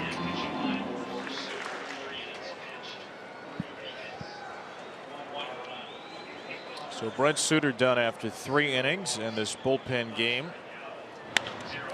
Mountcastle takes an inside pitch, pulls it to left field. That is some seriously impressive bat control to keep that fair, and he's on with a double. Yeah, admire most of the guys, you know, other than Hank Aaron, Frank Robinson, and some of the best hitters, they'd hit that ball foul. It now with all the high-speed machines, watch him just make sure his arms come in, he knows where the bat head is, the barrel, and then able to keep it fair. It's almost like it's like it's a tennis racket and you're trying to catch the ball with the racket. He does it with the barrel of his bat and gets himself a double. Well, they scored 7 in an inning. The Orioles need to have a multi-run inning or two. Strike to Jordan Westburg. Westburg had a double against Suter, scored the only run. Again, Terry Francona got the start he could have dreamed from Brent Suter, former starting pitcher who got 9 outs in this bullpen game. Only run the Orioles scored was unearned, and it was a typical soft contact day for Brent Suter, who threw 63 pitches. Yeah. And that's pretty much what he does. He came in having not given up a hit in his last 4 outings. It's only the 7th game of the season. And it's not like he hasn't started before, as we mentioned, over the course of his career. And there's a high fastball that Westburg swings through.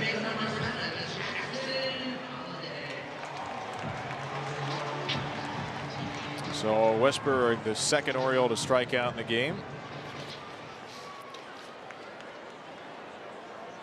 Here's Jackson, who was robbed of a hit by De La Cruz. Cutter from Gibaut is wide. Cincinnati bullpen 11th best in baseball, 349. The starter's 5th best at 332. Been a surprisingly strong unit so far. Gibaut allowed 4 runs on opening day. Since then, 8 innings, 1 run in his last 8 outings.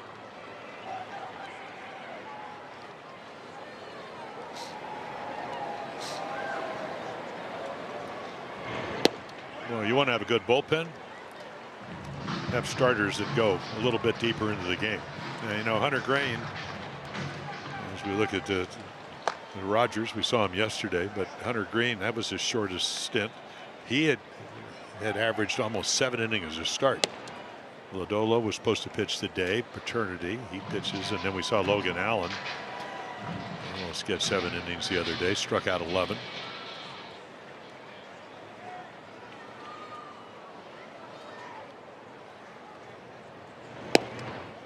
Here's ball 4. Holiday draws his 3rd walk of the year, and he's walked now in back-to-back games. Good sign for Jackson Holiday. Well, young hitter, you want to take a walk. Same thing as getting a base hit.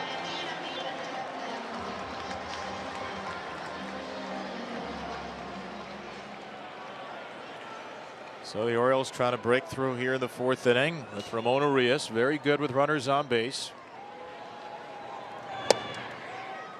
Strike from Gibaut. You mentioned he was a Tulane player there. His battery mate, he started there. Jake Rogers, now catcher for the Tigers. Jake said he would not have much to say when he'd go out to the mound to visit Ian Gibaut. Figured the young man could handle himself. Just the kind of guy that's intense on the mound. You go out there, you pretty much leave him alone. And he was a closer at Tulane. He had one start in his college career.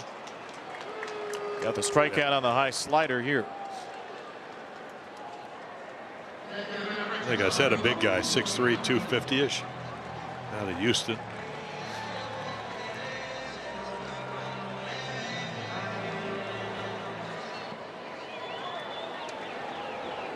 There's Laureano, 2 on, 2 out. Nice for Ramon to put a charge into this game after 2 home runs yesterday.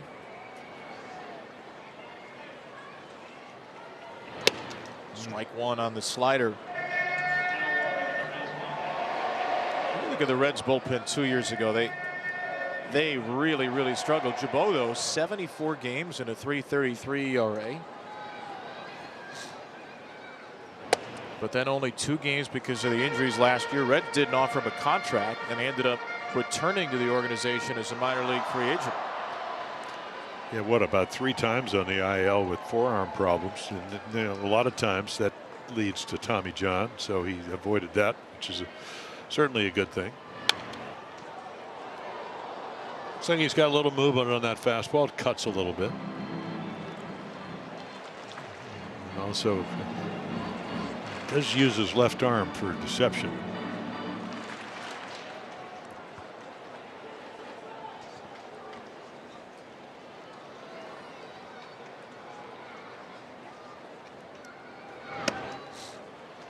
You said he uses the left arm for deception. How so? Well, you just kind of see it way extension, you know, so trying to hide the ball a little bit more. I mean, he starts just a little bit closed.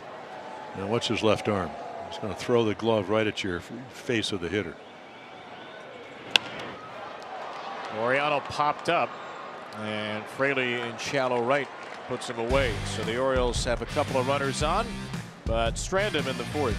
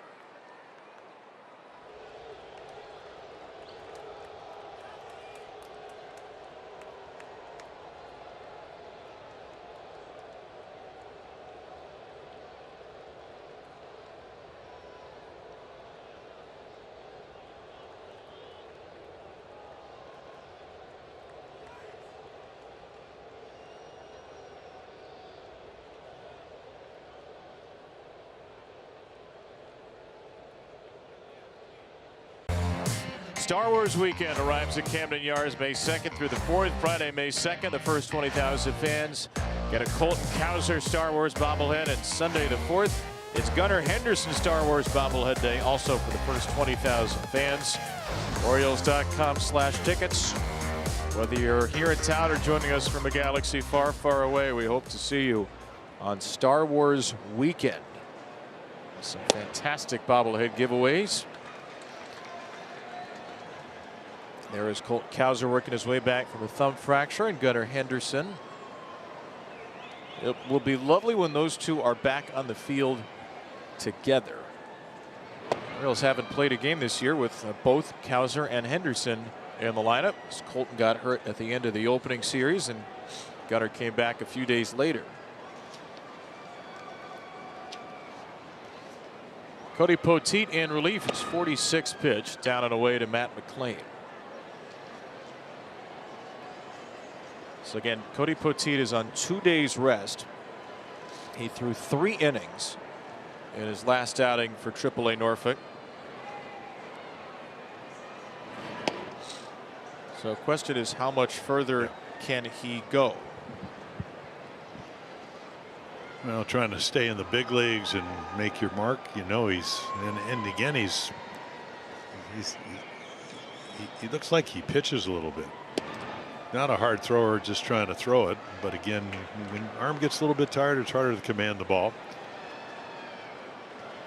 At the end of the day, you got to know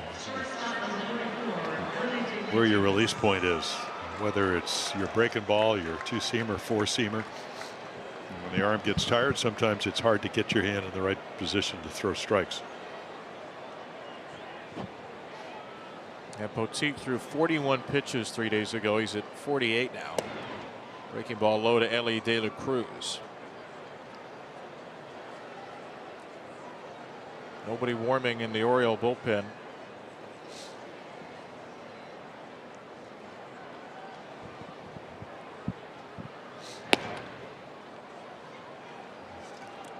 You've seen all kinds of incredible players, athletes. Obviously, Elly De La Cruz, one of the great athletes of the modern era. 6'5", switch hitter, 67 stolen bases last time out. Historical perspective, Jim, when you look at Elly De La Cruz, does he remind you of anybody? Are there players or parts of players that flash through your head? No, his athleticism is pretty extraordinary. I mean, there have been a lot of good athletes, but I don't know if I've ever seen anybody that is a switch hitter that can run like that. And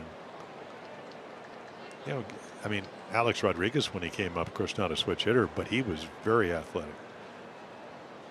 In fact, when he got traded from we went to the Mariners, he went as free agent to the Rangers, and when he got traded to the Yankees, we were doing a fantasy camp, and Earl Weaver walks in. He said, "So you think Jeter's going to like playing third base?" I said, "That's Earl. That is not happening."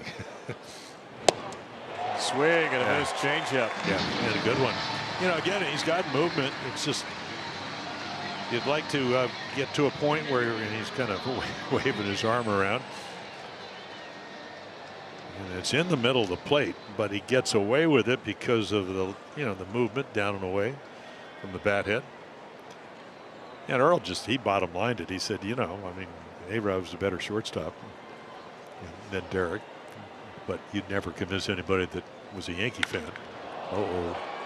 Deep right center from Hayes. That ball will split Mullins and O'Hearn off the MedStar Health sign. And it'll be a run scoring double. Austin Hayes with his 6th hit, 8th trip on base in this series, and it's 11-1. Yeah, 12th hit, 7 of them in that 7-run inning. I mean, they are finding the gaps because they're hitting the ball hard.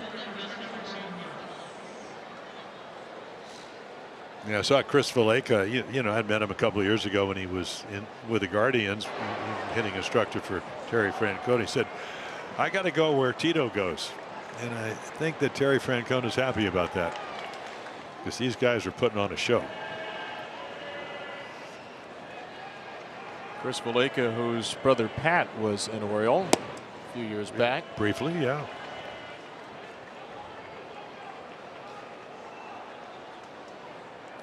David Bell, very well regarded and certainly part of an amazing baseball family.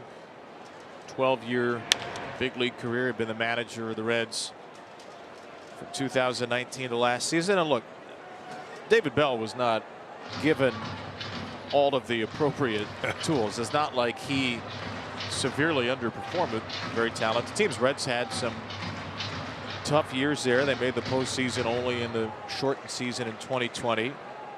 Had a couple of winning records, but barely above 500. So certainly no disrespect to David Bell, who's had a great baseball life, but there is something about Terry Francona, his life in baseball, the way his brain works, his communication skills. He's obviously been a World Series champion, almost won another with Cleveland. Well, he's not an overreactor. Like when De La Cruz was struggling early in the year, he goes, well, good players figure it out. You know, and he didn't have to say, well, you know, it's early in the season and it's only the first 15 games. He said, no, good players do that. You know, one year, and it's one of the great stories, we're going up to Boston and Mike Flanagan's 2-8. He's pitching better than his record. And he says, I don't think Earl Weaver has any faith. And I saw Earl in the locker room. I said, you know, you need to, I don't care if you lie to him, call him in and tell him you think he's going to do well. I said, because you're going to pitch him every fourth day. He said, yeah. So he goes to a writer for the Boston Globe, Cliff Keen, and Cliff Keen writes an article basically saying, I don't care what Flanagan's record is. This is what Earl Weaver says. He's going to be a winning pitcher in the big leagues. Ends up 15-10 that year and wins the Cy Young a couple of years later. So Tito's one of those guys, you know. Lux lofts it to right, and that's going to drop in front of O'Hearn. Another base hit. Hayes around third, giving the windmill. Everything falling for Cincinnati today. Gavin Lux has reached base 3 times. He's got his first RBI of the game, and Cincinnati's got a dozen. There are games, and this is one of them. And Drew French has been out there, what, 4 times now? But again, I mean, it's just good hitting. Goes down and gets it. Finds a spot. It's kind of like if you're a quarterback trying to find a soft spot in the defense. They've been able to do that all afternoon. But if you don't strike people out, you're seeing why. Some days are going to be like this, where they find holes. They've been hard hit balls, soft hit balls. And the Orioles, to your point, have the second lowest strikeout rate in the league. And that's partly what happens. Luciano Perez loosens. That's partly what happens when Grayson Rodriguez gets hurt, and with all the other pitching injuries you've had, Zach Eflin, Kyle Bradish. Yeah. Tyler Wells, before he got hurt, had the lowest whip at the All-Star break. That's walks and hits per inning. So, yep. I think Mike Elias said it earlier in the homestand. The accumulated pitching depth, as there's Grayson on the bench. He said, I did not anticipate we'd already tap into the depth April 15th. Obviously, that was not the plan. Poteet to Spencer Steer. This is the Reds' 33rd batter of the game. It's the 5th inning. The Orioles have sent just 18 to the plate. 63 pitches in relief. Again, Cody Poteet here has given the Orioles everything he's got. Well, he's doing a Carson Spires. That's what Carson did. Now, he was a little bit better rested and probably starting a little bit more. He came in yesterday and then pitched really well until he gave up back-to-back home runs. O'Hearn in from right here. Yeah, I mean, you look at their numbers, a lot of walks, 6 walks, 3 doubles, at least on my scorecard. And then only 1 home run. And that was the De La Cruz home run. Oh, the big difference yesterday, 4 for 17 runners in scoring position. Today, Cincinnati is 8 for 12. And they came in at 284. And yesterday they started the game at 290. So they fell 6 points. But that's gone up. And the other thing that Terry Francona inherits is healthier players. And that certainly helps. You know, McLean's back after missing the entire year. Jabot, who's pitching now, he missed the whole year, so that's a guy in your bullpen that's got a good arm.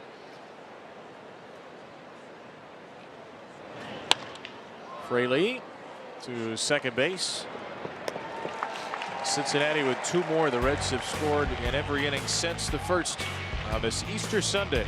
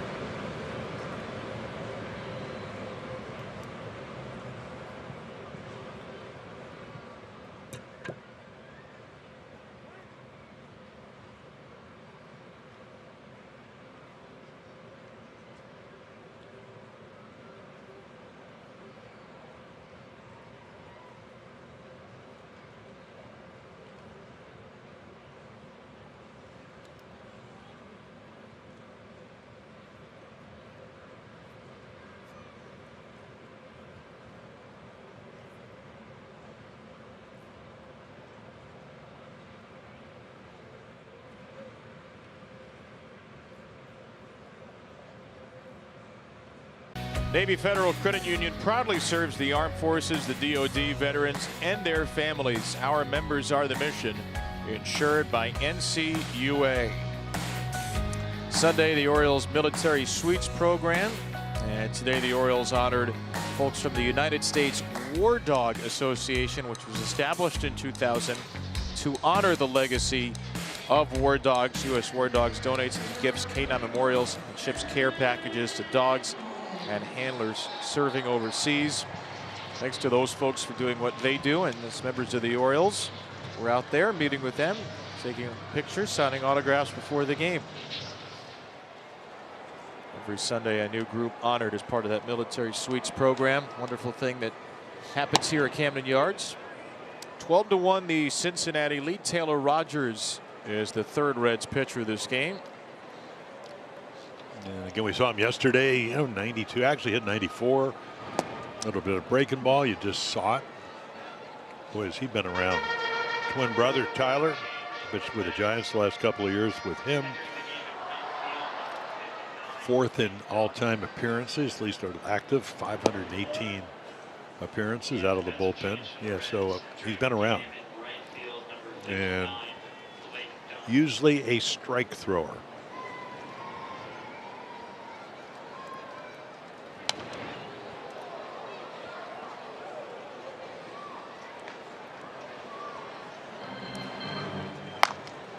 Well, there's Scott Barlow.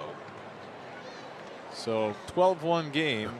Terry Francona still matching up to a degree here. Again, they've got Randy Wynn to serve as a long man.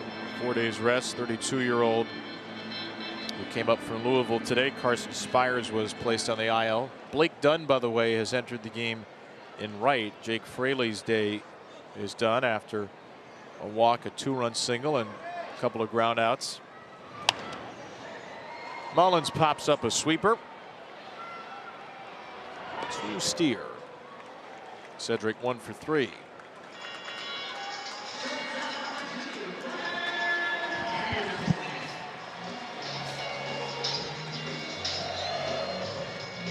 It's been a pretty amazing career. You mentioned for Taylor Rogers, there are the numbers this season. For a guy who doesn't throw hard, was an 11th round pick, originally signed by the Orioles, or drafted by the Orioles, but that was in the 37th round, 2009. He went to University of Kentucky.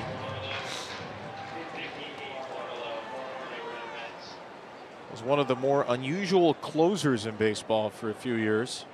and even went to the All-Star game as a closer, 2021.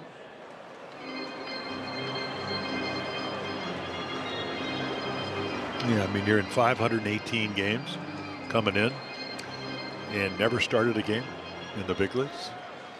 Didn't play for the Rays. He would have been an opener. Might have started 30 games a year. Could have been the Yarborough of twin brothers. Oh gosh, can you imagine a right-handed Ryan Yarbrough? 1-2 for Henderson. Fielder's choice strikeout today. By the way, the Rays are currently being no-hit through 6 1/3 by Max Fried. 3-0 Yankees in Tampa. Well, they're used to playing there. That's where spring training is for them.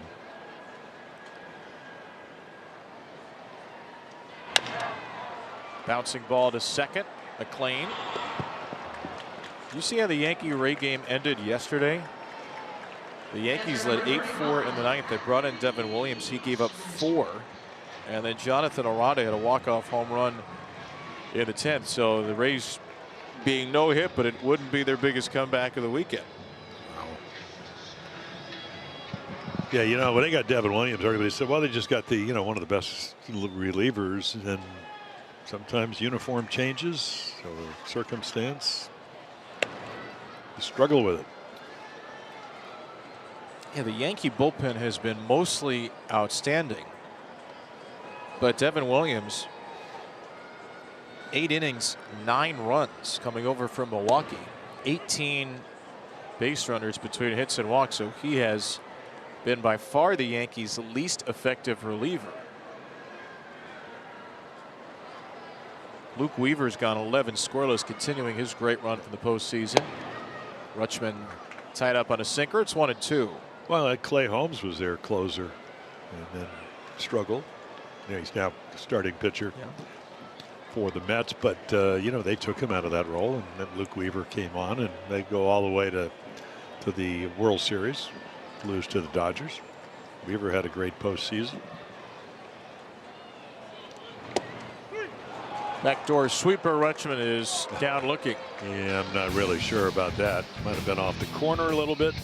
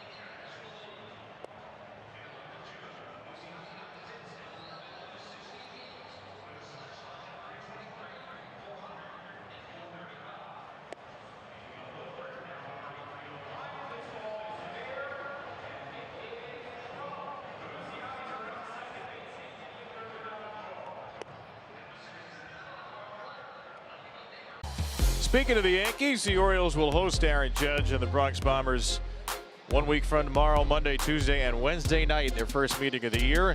Hotly anticipated series as always. The last 2 division champs get together. Go to Orioles.com/tickets. Max Fried now no-hitting the Rays through 6 2/3. 3-0 Yankees lead that game in Tampa, Steinbrenner Field. And here are the Orioles trying to get some outs. They've had a tough day on the mound, to say the least. 12-1 Cincinnati. Cielo Perez will take over. Yep. Well, I came in a couple of scoreless innings on Friday night on the 18th, so it's good to see him. And that ERA was astronomically high, so it's come down. I want him to be a big part, as he has been, of the Oriole bullpen. So, you know, runs in 5 of his 7 appearances, so make it 5 out of 8. And again, high velocity, 2-seamer, occasional 4-seamer, and breaking ball. There it is for. So Cody Poteet in his Oriole debut, 2 2/3, gave up 6 hits, 5 earned, and walked 2, struck out 1. Both he and Charlie Morton threw 68 pitches. Morton was 36 strikes, Poteet was 38. So the Reds have seen 136 pitches in just 5 innings. And I am hoping that Scott Blewett, who pitched, will get through waivers. I'm hoping nobody in the league watched those two Scott Blewett Well, outings, I'll 'cause tell he you was what, really good. I ran into a scout yesterday, and he goes, "Boy, I'd be the way he pitched. Who did watch them? Yep. I'd be really surprised." Where's the scout? Can you just keep him in the ballpark for a while with no access to the internet or phones? Yeah, Brandon Hyde said it yesterday. He hopes Blewett clears. We'll see. Orioles got him off waivers. He has to go through the process now. 1-2 for Noelvi Marte. And another good breaking ball from Really CNL. good. Perfect. It's exactly what you want to do when you get the 2 strikes. Start it somewhere around the zone and let it dive bomb underneath it.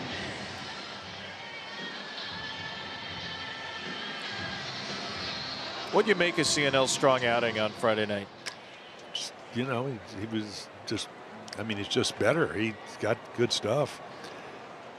He's never going to be a guy that you put the glove on the corner. So let's see, inside middle, and you know, misses by 3 feet. Now I'm not that, I don't mean being critical. He can outstuff you, and his stuff is good enough. It's good enough velocity, good enough movement. I mean, you know, high spin rate on the breaking ball, but he's not going to be hitting the glove, except right there, and that's what you know. So he's more comfortable. I saw him in the hallway the other day. I said, "Hey," just took his wrist. I said, "Just relax," because you have a really good arm, and you know he's got tremendous energy.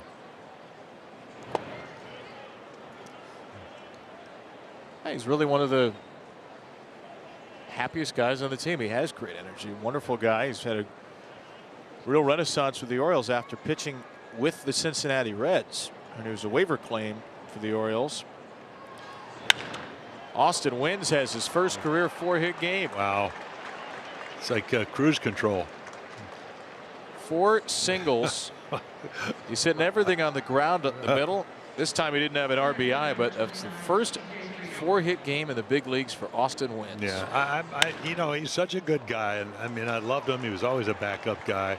Had to play a little bit here, and I'm going, he's going to apologize to Mountcastle for getting 4 hits. I'm sorry.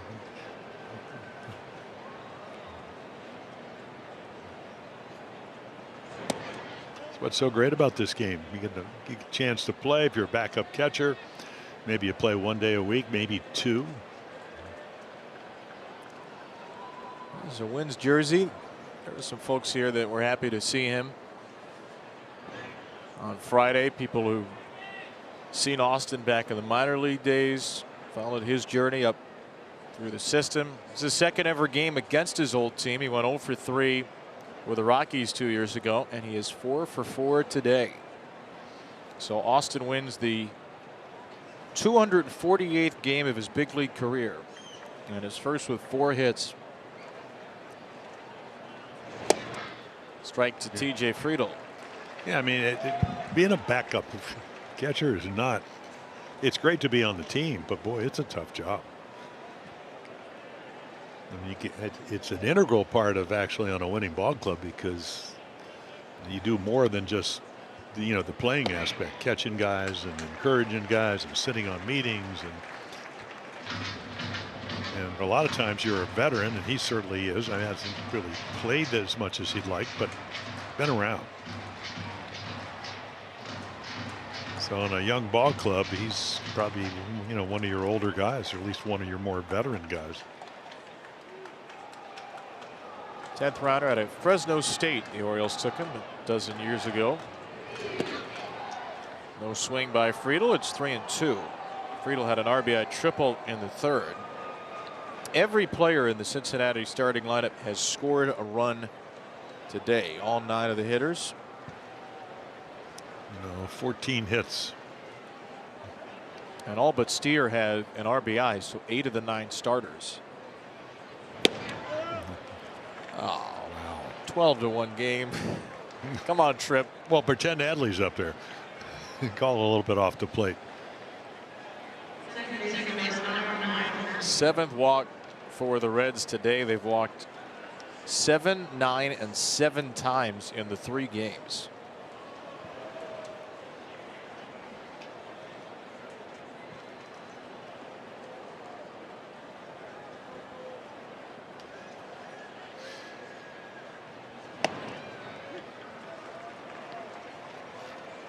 Yeah, it's one of those.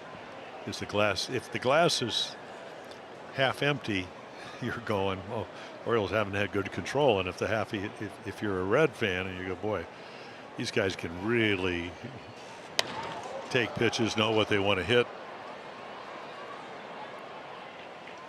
Still trying to get McLean going a little bit. He is now 2 for 13 with a walk in the series. But again, one of those 2 hits was a 3-run home run. And they ended up winning that game on Friday night. Interesting development in Tampa we've been mentioning. Yankees will come to town 1 week from tomorrow. Max Fried's got a no-hitter through 7. He's on 92 pitches. 2 strikeouts. That is really weird. He has only induced 3 swings and misses in the game. Well, what's the first thing that you looked at the Yankees this year with the acquisitions they got of Goldsmith and Bellinger, and would their defense be worse or better? Soto got nominated for a Gold Glove last year, and when you talk to people that broadcast radio, TV, they're going, we don't know how that happened. It's kind of like Vlad Jr. I know he got $500 million. I know he won a Gold Glove, but I don't know how that happened. There's a foul ball for a young fan. And you got a foul ball from Ellie De La Cruz. Strike 3. Just twisted him into knots. Nice hitting by Cionel Perez in the 6th.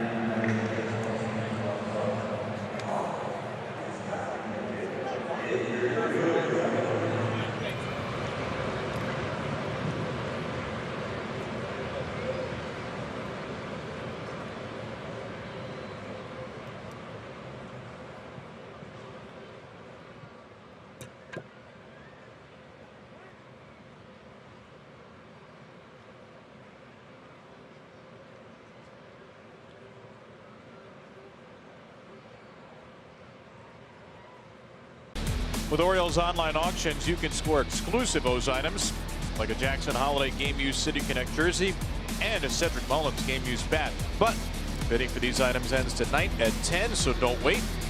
Go to Orioles.com/auction. And reminder, net proceeds benefit the Baltimore Orioles Charitable Foundation. Need to get a Jim Palmer Game Used highlighter in there. A highlighter? Yeah, Kevin Brown pre-game used drumstick maybe. Or maybe that you brought your weights today. about your do your bicep curls? I did bring my. Well, I was inspired by Ramon Laureano, who told us after the game yesterday After he had 2 home runs, that he had done some bicep work almost before the 3. game. Scott Barlow's the new pitcher, by the way. So yeah, we got our biceps in. And this is how we began our day. Yeah, show me the core. 1001, yeah, 1002. Yeah, the core exercise I gave you. Oh, sorry, you. Oh yeah, the core exercise. So you want to do that one? So this involves a chair. After this pitch, we'll. All right, after the pitch, we'll do it. Scott Barlow again. We saw him on Friday night coming in. Fouled away. All right, so this is, so you gave me an exercise. I'll see if we can do this in the booth camera. Here's the numbers for Scott Barlow. I'm just going to do some bicep curls while we wait. And shoulder. And shoulder, yeah. This is good. I actually worked out yesterday. Well, I did. I'm serious. I know you don't believe it. No, I don't. All right, so. Okay. Foot up. Foot up on the chair. Yeah. Yep. Biceps. Shoulder. Shoulder. Twist back. Yeah, negatives on the way down. Yeah, there we go. Is that good? Yeah, switch legs. And that'll do switch your, legs, okay. Yeah, shoulders, biceps, and we'll get a pop up, and you know, you'll do a little core. So again, Ramon Laureano told us, and he said to the media, it was Saturday, he was bored. That's why he was doing bicep exercises. Yeah. So he hit 2 home runs. So we're figuring, you know, You'll talk get better. some workout. Well, Fly ball to deep left field. Yeah. Ground ball to third. Hall of Famer Jim Palmer. You might even be able to find some sunglasses if you do enough. You think bicep so? curls, Yeah. On your off day. These are some hefty. Yeah.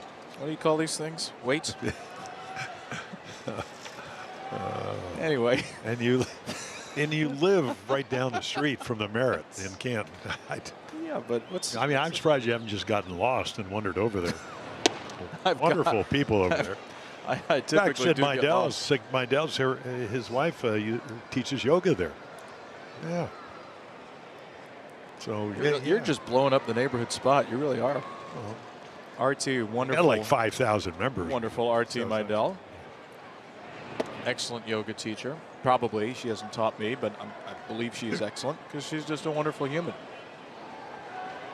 Maybe that's what we can have. We can have RT lead a booth yoga session before one of our games. Over. Yeah. 1-2 for Mountcastle, who has doubled in the game and strikes out on the Barlow sweeper.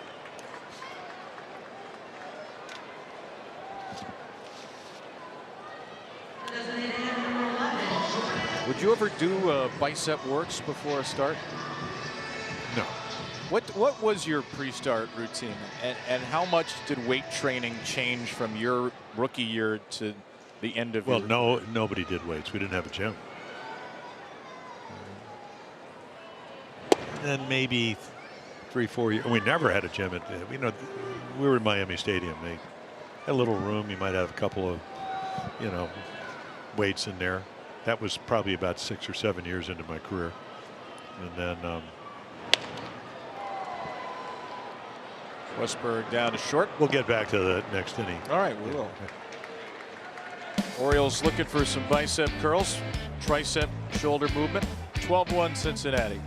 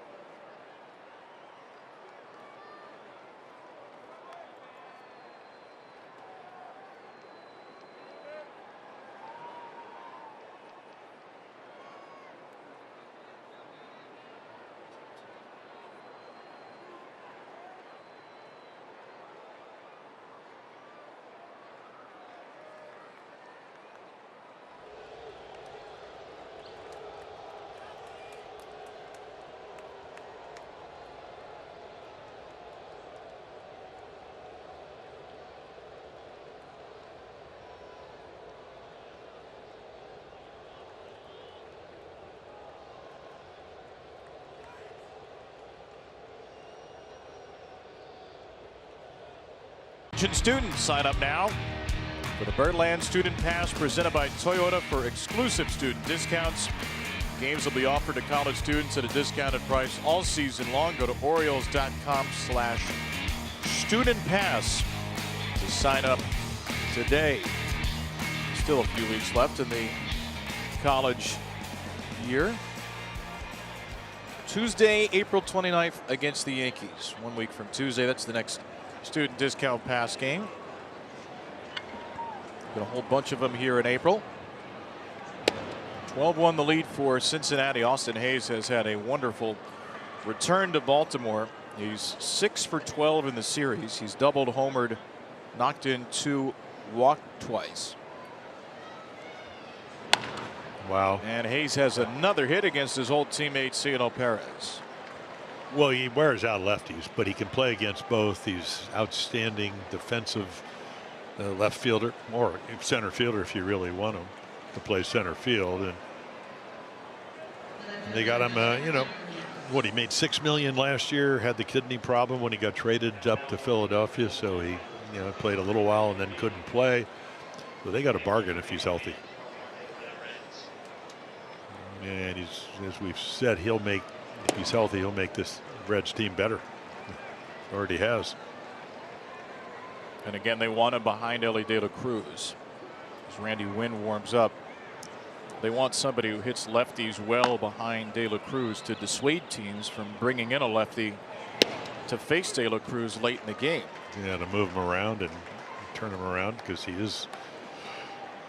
But more power from the other side. In fact, well, but in this series, is the irony is they came in, hit him what, 146 against left-handed pitching, and De La Cruz had a 3-run home run off of Povich early on, and then McLean hit another one.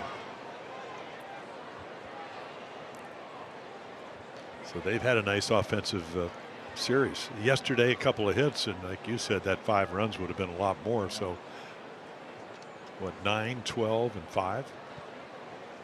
And now with 39 hits in the 3 games and 23 walks. 2-2 for Lux. And for the Orioles, meanwhile, easy diagnosis here. The offense been a little up and down, but better of late. But it's all about the pitching. 25th in ERA coming in, starting rotation at the 3rd worst starters ERA coming into the game. And they're just searching for answers. They're searching for depth. Searching for a little more out of some guys on this team as well. Well, there was Kyle Gibson was pitching today, I think, down at wherever he's pitching in the minors. Yeah, it's a day for Aberdeen because of some weather concerns for Norfolk. So hopefully he will get himself in shape. There's another walk. Wow. Kyle Gibson's day is done now for Aberdeen. This is his 3rd start back in his buildup. So again, pitching in high A. The important things here: 5 innings pitched and very good strike. Well, the important thing is you need to get him back here. I mean, here's a guy. And I said this when he was here. He won 15 games, pitched 192 innings. As good as anybody that I ever saw in the locker room. Right field, that kicks away from a diving O'Hearn, and Spencer Steer now drives in his first run, which means all 9 Red starters have an RBI in the game. 13-1 Cincinnati on this Sunday afternoon.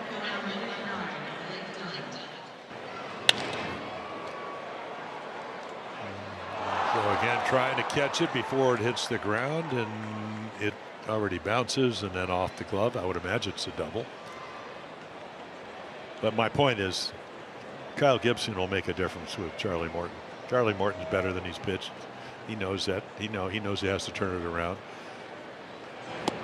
So you get, well, that's what, about 78 years in age of 2 guys that have pitched thousands of innings, and so that'll be helpful. Yeah. Plus,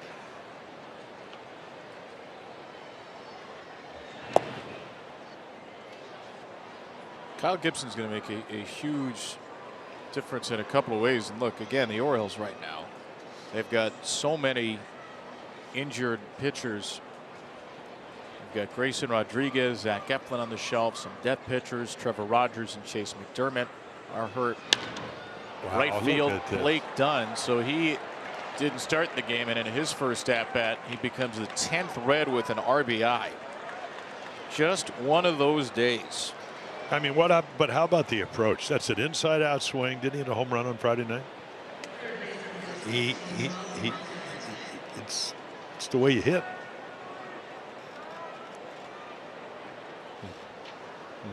And, again, another line drive to the opposite field. There is nobody up in the Oriole bullpen. Obviously, we've reached the stage where the Orioles could bring in a position player down 8, and nobody wants to do that. No manager plans to do that, but given the state of the bullpen, it's going to happen at some point in this game. Matters just how many pitches can Cianel Perez throw. Everybody else in that bullpen pitched yesterday. There goes Brandon Hyde. No doubt Ian Robinson Chirinos have been having conversations about how to cover these final few innings. 2-1 for Marte. 17 hits and 8 walks for the Reds. Yeah, I wonder if Gary Sanchez has ever pitched.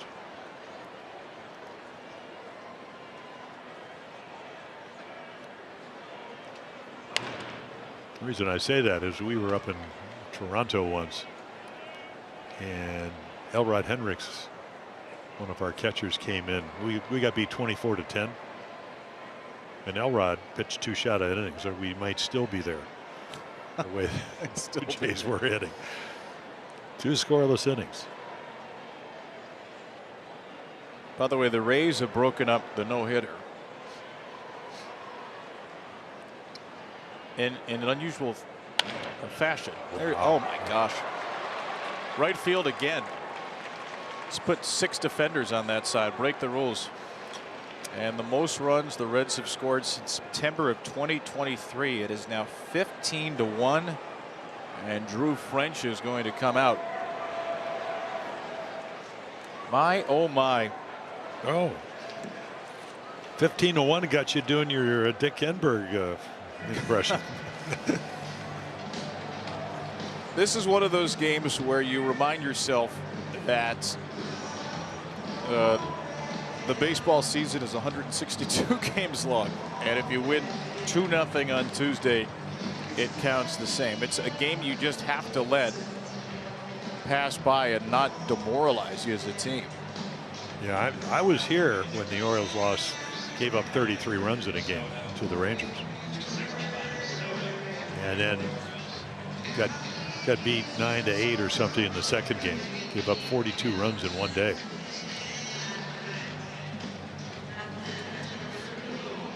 Gregory Soto, who pitched yesterday, only threw 16 pitches. He is going to get loose here. Try to give the Orioles some coverage if they need it. By the way, the Rays no-hitter, Chandler Simpson had the first base hit in the 6th inning, but it wasn't at the time. It was originally ruled an error, and the official score went back and changed that to a single. So what a strange way for Max Fried to lose the no-hitter. He did, however, give up a base hit to start the 8th, which will maybe ease the pain somewhat. But I don't know that I've seen that before. A no-hitter broken up that late into a game, mid-game, by an official scoring change. Yeah, the kid that did it he's the speedster they just brought to the big leagues.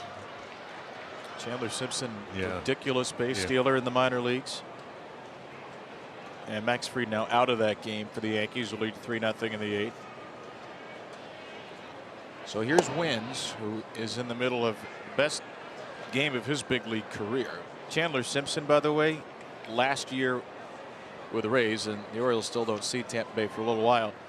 He stole 104 bases in the minor leagues. 104. Those don't see Tampa till June 16th. They'll go down there. Bouncing ball to shortstop. This is, thank goodness, a double play. Take that. Boston wins. Yeah, more like Austin loses. Are you right? Yeah.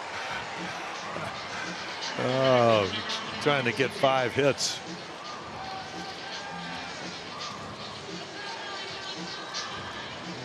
If you're a backup catcher, that's a good 2 months.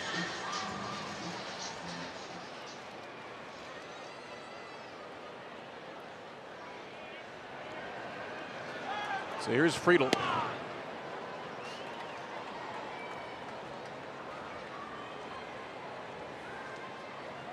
Next pitch will be the 178th thrown in the game by the Orioles. 0-2.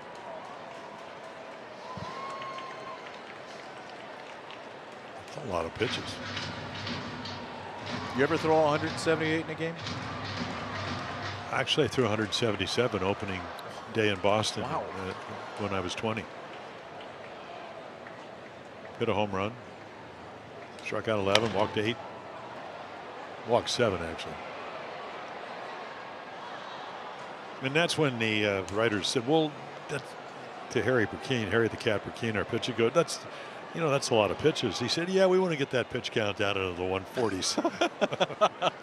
Well, I mean, they let you do that back then. Yeah. Yeah. And you weren't even doing biceps. Amazing. No.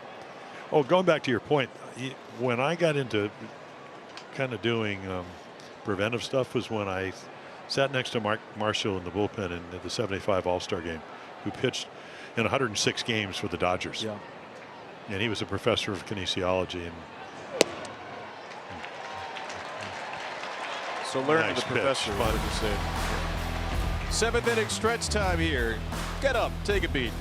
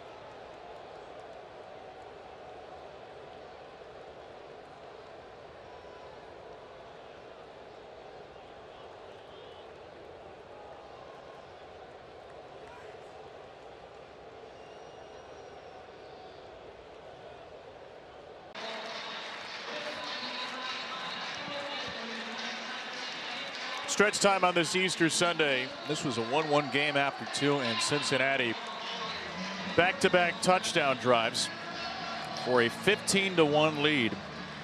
The Reds dominant from the 3rd inning on to close out this series. Hey, you can stream every out-of-market game live or on demand. Plus, stream MLB Network 24/7 for the entire season. Blackout and other restrictions do apply. Visit MLB.tv for details. Kevin Brown, Jim Palmer, Melanie Newman, our Madison crew. We hope you're enjoying your Easter Sunday. We hope you're looking like that. Not just the bunny ears, but the cracked egg sunglasses. There are your glasses, Kevin. Randy Wynn going to come in. Pitched really briefly for him last year. 4 starts down to their AAA affiliate Louisville. So he will come in, non-roster player that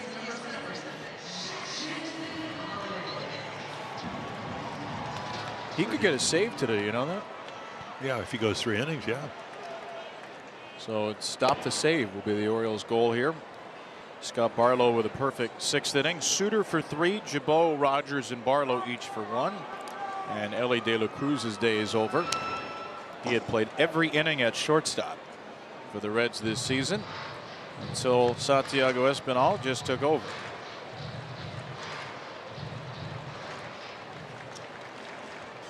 Your hitters here, these are at-bats that are good for your average, good for your confidence. Important at-bats, even given the score early in the season on an individual level. Jackson would like to reach base for a 2nd time. Walked in the 4th inning, was robbed of a hit by De La Cruz in the 2nd.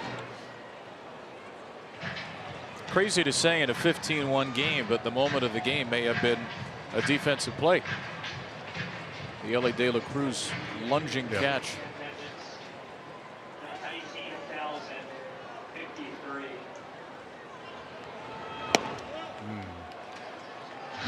Just with a backdoor cutter, 3-2. Yeah, Austin Wynn wanted that to be called.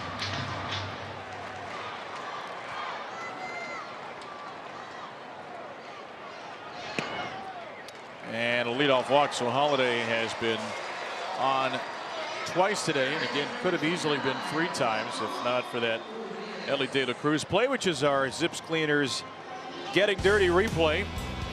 Ellie De La Cruz, runner at 2nd, 1 out, 2nd inning, full Superman behind 2nd, and he's going to need to zips it. When you want to look your best for less, zips it. Visit one of our 40+ locations in the DMV.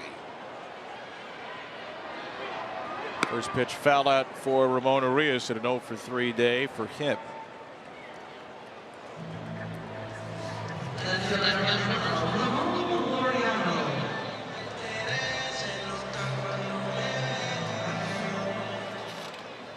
Here's Laureano. Mr. Biceps. He said he did not want to challenge Tyler O'Neill in the bicep contest. O'Neill, who has the day off today, likely be back in there Tuesday when the Orioles go to DC. Yeah, the Reds are not off tomorrow like the Orioles are. They go down to Miami. Play the Marlins. Both the Marlins and Nationals 8 and 12, tied for 3rd in the NL East. There goes the bat into the Cincinnati dugout.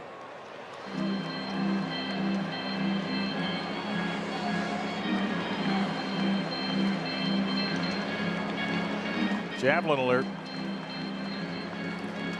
Yep. Got the gloves, got the whatever tack.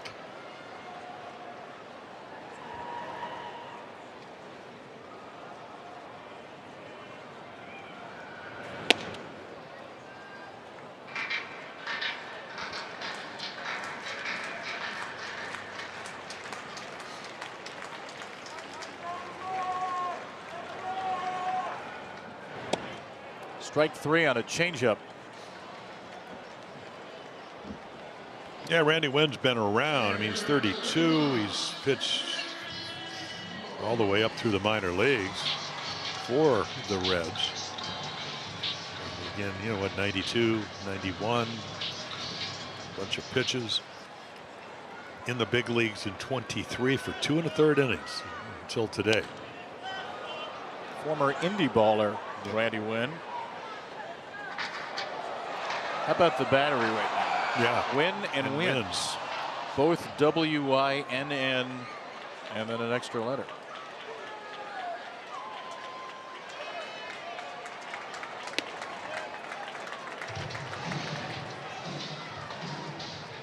Randy Wynn for the Reds, 1 game in 2023. So even in a blowout, this is pretty special for him to be getting back to the big leagues.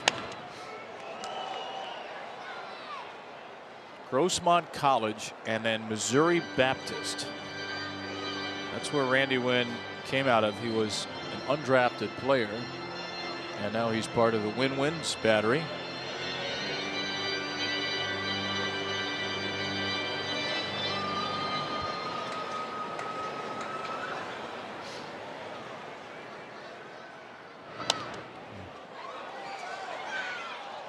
Curveballs and changeups and two-seamers and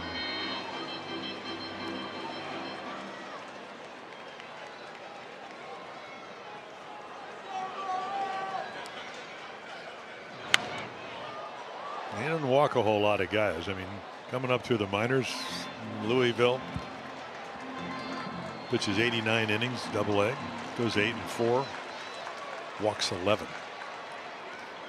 Yeah, minor league career, less than 2 walks per 9. Not a lot of strikeouts in the minors, but he has 2 here. Marlin slams the bat. Been that kind of day for the Birds.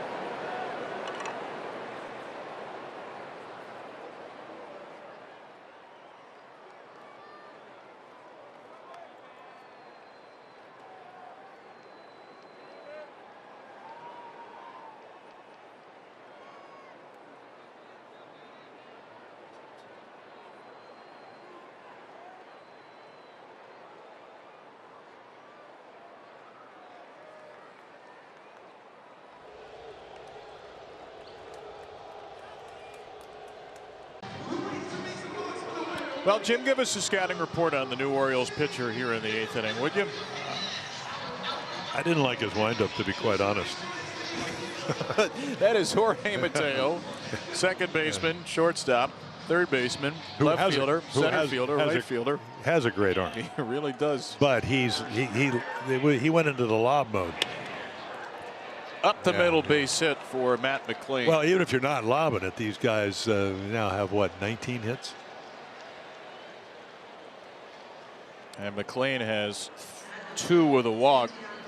So the Orioles just run out of pitchers here. The other 7 guys in the bullpen all pitched yesterday. This game's out of hand. No sense in bringing any of them in.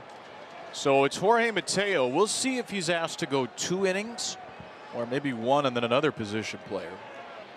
First pitch was 58. That's 56. Lined right to Urias. And Jorge Mateo has a big league ERA. Throw that baseball out of play. The atom ball, we like that. This is Jorge Mateo's first major league pitching appearance. It is also his first professional pitching appearance. Yeah, and again, he could be throwing probably 90 miles per hour. Get out of here. Yeah. He's throwing a splitter? Well, what is he doing? Oh my God. That's my point. Austin Hayes is going to break his face from smiling on that last pitch. Really hit him. Swing and a pop up down the left field line. This is into the corner, and that ball's foul. Well, I'm still going to go back to 2014 when Adam Jones hits a 3-run home run off Darnell McDonald, their center fielders, but 15th inning, I think. Both the Red Sox and the Orioles run out, and then Chris Davis comes in. He comes in and strikes out. Got to think of their first baseman that Oh, Adrian Gonzalez trying to hit a 3-run home with one of the greatest split-fingered fastballs I've ever seen. And Chris is thrown in the low 90s. It's one of the all-time best position player pitching performances. 3-2 for Hayes. Oh boy, crowd now it's 79. Jorge is changing speeds here. He's not just doing the thing that some position players do where they throw 38 and lob up lollipops. He's actually gone from 56 to 79. The 3-2 to Hayes. Wow. Well, look at the pitch sequence here. Come on, look at what we got here. We got curveballs. Well, I'm waiting to see a fastball myself. He might try to buzz one by him. Nope. Hayes with another base hit. That was the curve. Well, that's obviously. 4 hits. That is 4 hits with a walk. If anybody on the Reds had to get a hit there, it was Austin Hayes. Mateo's laughing at him. I mean, nobody wants to make an out against a position player, but you definitely don't want to do it against your teammate of the last few years. So now we'll see if Mateo can roll a double play ball.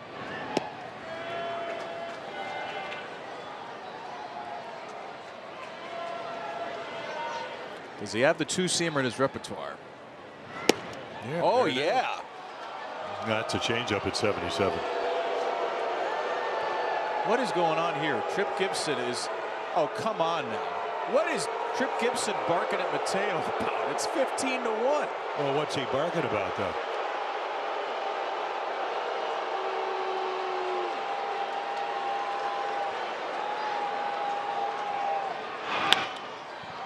Off the end of the bat, left center. Base hit. Again, Gavin Lux finds the green grass. I don't know if Mateo had something to say after that last pitch. I don't know if Trip Gibson was just telling him you have to give the batter time to be ready, but that was weird. This whole day is weird, yes, to be quite honest. Spencer Steer is almost hit. Oh, now the crowd is finally getting something to cheer about. A little brushback pitch. Steer to second, caught. Take that. Couldn't steer it to the outfield. Hey, that's what you got to do. That's Bob Gibson right there. You know, you buzz the tower and then you get out. Oh, throw behind him? Yeah. Great catch by Adley, too. So he can get out of this with a scoreless inning here. Let's see. Sinker. Splitter.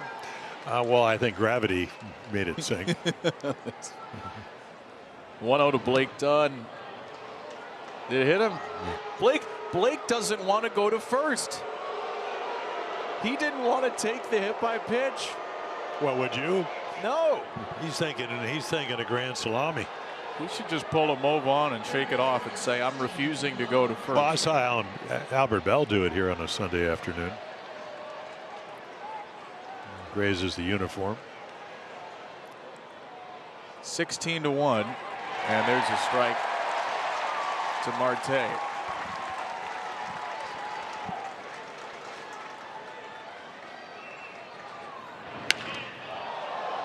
Deep to left field. Is it going to stay fair? Uh-oh. Yep. Grand slam. Yep, there it is. That'll make a nice around 20 runs. Noelvi Marte with a grand slam. He was 1 for 12 on the year. He has 4 hits today. He's driven in 6. This is insane. And it's 20-1. And that's going to really do a number for Jorge Mateo's ERA.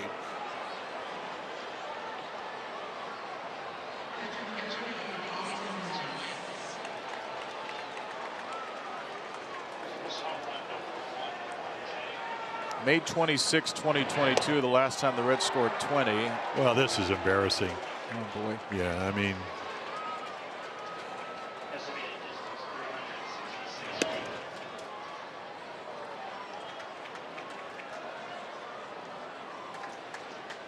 2-0 for WYNNs.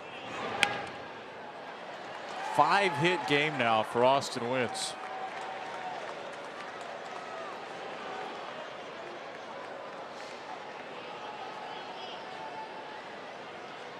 He had never had a 4-hit game in the big leagues, and he is 5 for 6.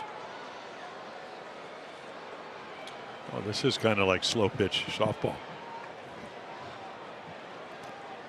Except these guys are major league hitters. You know, sometimes in these games where a team's just hitting the ball everywhere, the position player comes in, it messes with the swings, it slows down the bats. You have quick innings. Not here. The Reds are still as locked in as ever in this 8th inning. They've scored. Well, they got 23. 5 more. Yeah, 20 runs and 23 hits. And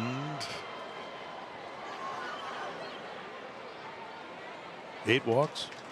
8 walks. Yeah. Hit batter. And this is one of the best offensive days in the history of the Cincinnati Reds. And it is not over.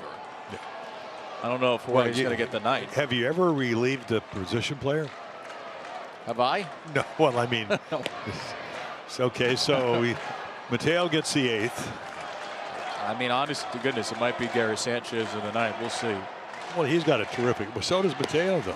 Ball 4 to Friedel, and the Reds have batted around for a 2nd time in the game.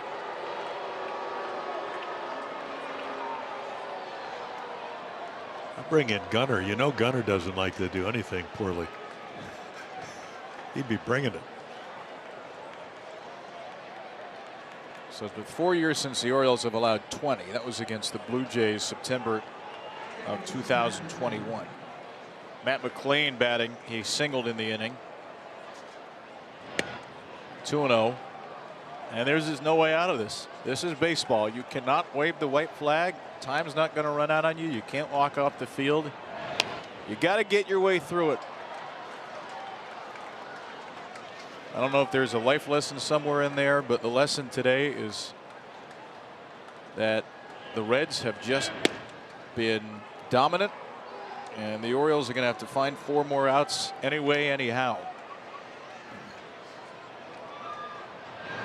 By the way, the last time the Orioles gave up 20, Austin Wynns and Austin Hayes started for the Orioles. I mean, what do you do here? Drew French is not going to come out and talk to Mateo. He's got to keep going. Yeah. Has he run out of mound visits? trips? Shockingly, there are 2 left. Espinal's already made it out in the inning. So if he makes 2 outs in this inning, he might be sent back to Louisville. He maybe just don't swing. Mateo is clearly having trouble commanding, and what was amusing is just turning into something rather uncomfortable. Deep to left field, and Santiago Espinal has just gone 0 for 2 in a 5-run inning. So there's that. There are runs in this baseball game. One team has some.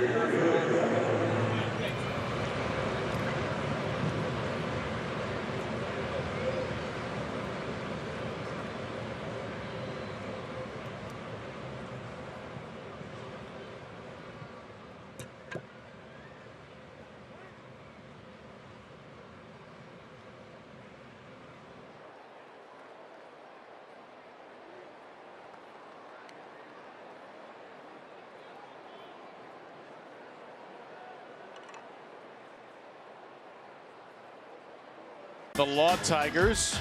Injured in a motorcycle accident, call 1-800-LAW-TIGERS. And by PNC Bank, season start presented by PNC Bank. Brilliantly boring, sets 1865.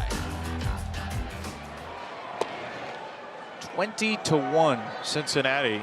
This was a 1-1 game after 2, and the Reds are on a 19-0 run in a game that seems destined for Jason Stark's next Weird and Wild column. Gunnar Henderson trying to get his first hit of the game against former Indy baller Randy WYNN.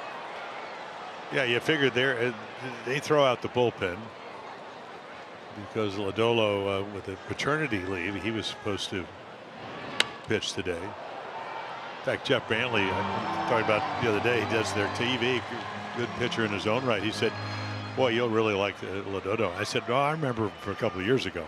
Big, tall left-hander. So you figure you miss him, and then you get Brett Suter, who pitched great. And then meanwhile, the offense, pretty unbelievable afternoon.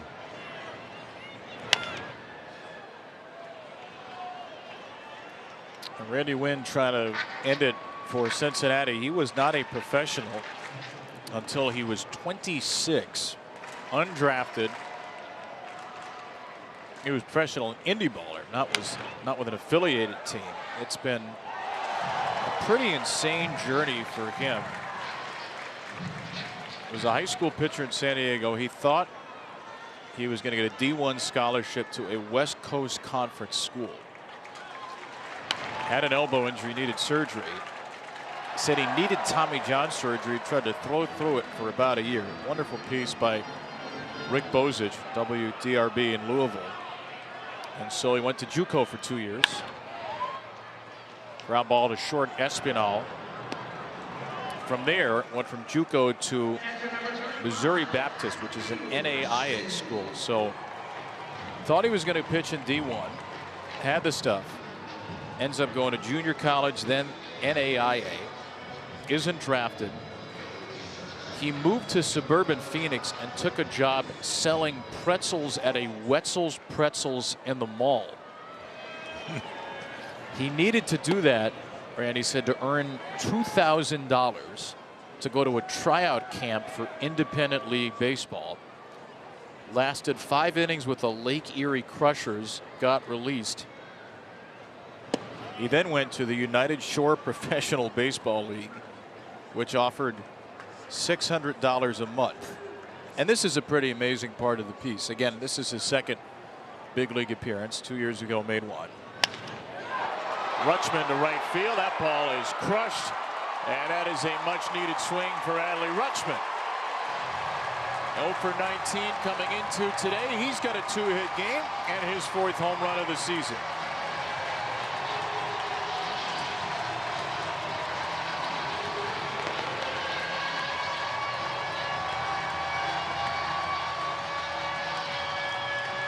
Well, even given the score, Jim, a big at-bat for Adley Rutschman to break out of this. Well, this is pretty much like a week ago Saturday when he tied the game up against the Jays with a 28-foot home run. This one headed out there. Well, Hearn grounds out on the next pitch. We'll pause the Randy WYNN story. We can get back to that. Tommy Joseph was asked about Adley Rutschman before the game today, Orioles assistant hitting coach. He said, I am not at all worried about Adley. Adley is taking great at-bats. Adley is one of the best catchers in baseball. I am not concerned. The expected numbers for Adley have been just significantly better than the actual numbers. Been hitting the ball hard. Now Mountcastle goes out to right in the sun. Dunn will put it away. So a little sprout here through the concrete. Adley Rutschman with a long home run, number 4 on his season.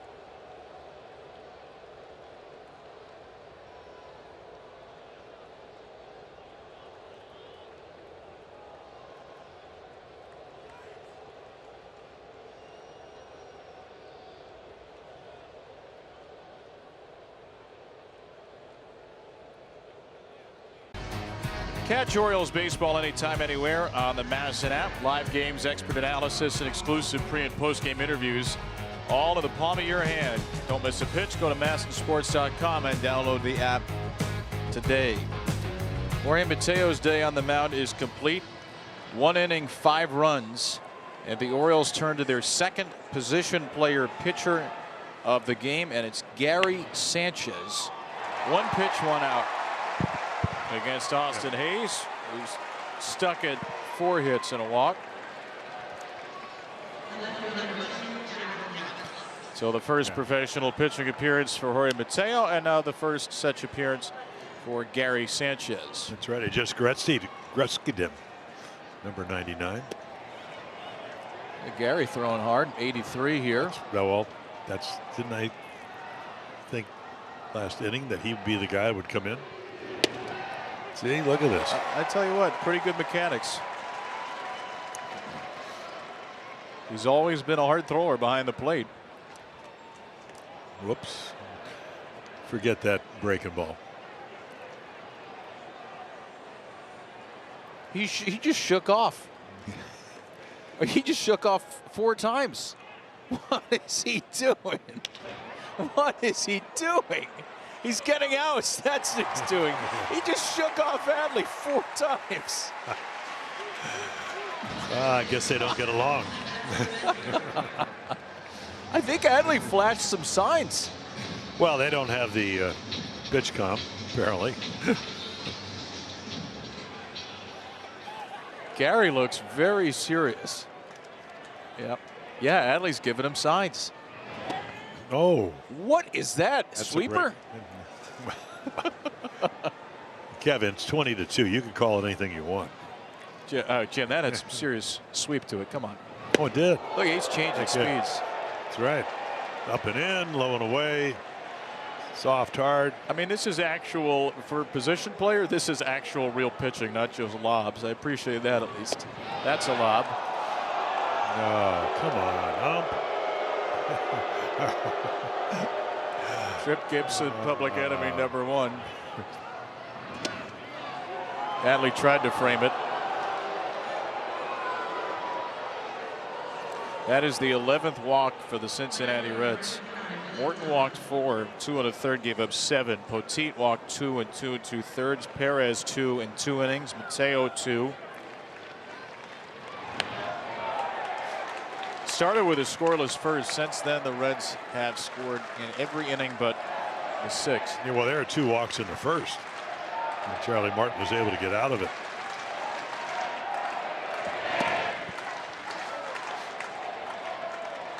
Yeah, Sanchez looks like one of, in the old days, Boog had a great knuckleball. Nick Markakis, who was a terrific pitcher in high school, they'd all be throwing. Terry Crowley was one of the best high school pitchers in Staten Island. So everybody has a little bit of a, pitching background.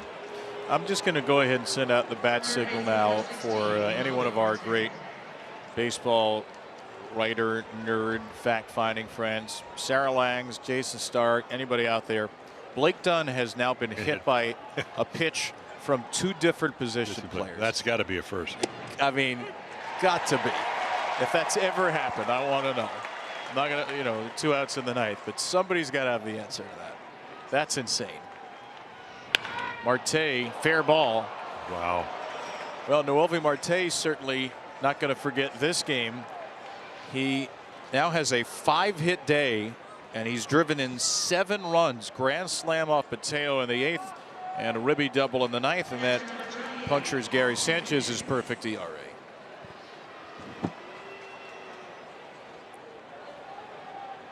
And now Austin Wynn's having the best day of his major league life. Well, how many guys in the history of the Reds have had 6-hit days?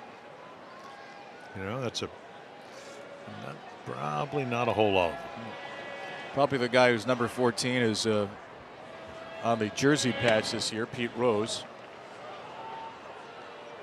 Well, they had a lot of guys that, let's see, Perez is in the Hall of Fame, Bench is in the Hall of Fame, Morgan's in the Hall of Fame, Pete's not in the Hall of Fame. Austin wins left center field. Can you believe this? It's a 6-hit game for Austin Wynns.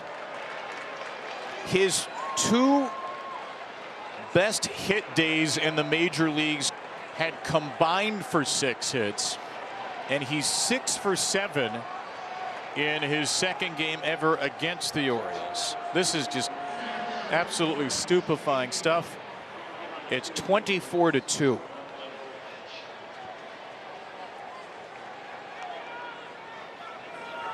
My goodness.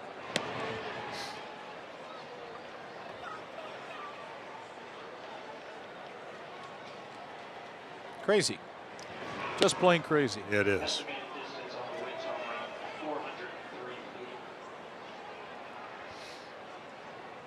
$1999 is the last time the Reds scored 24, and Austin Wynns has just tied the Cincinnati record with 6 hits.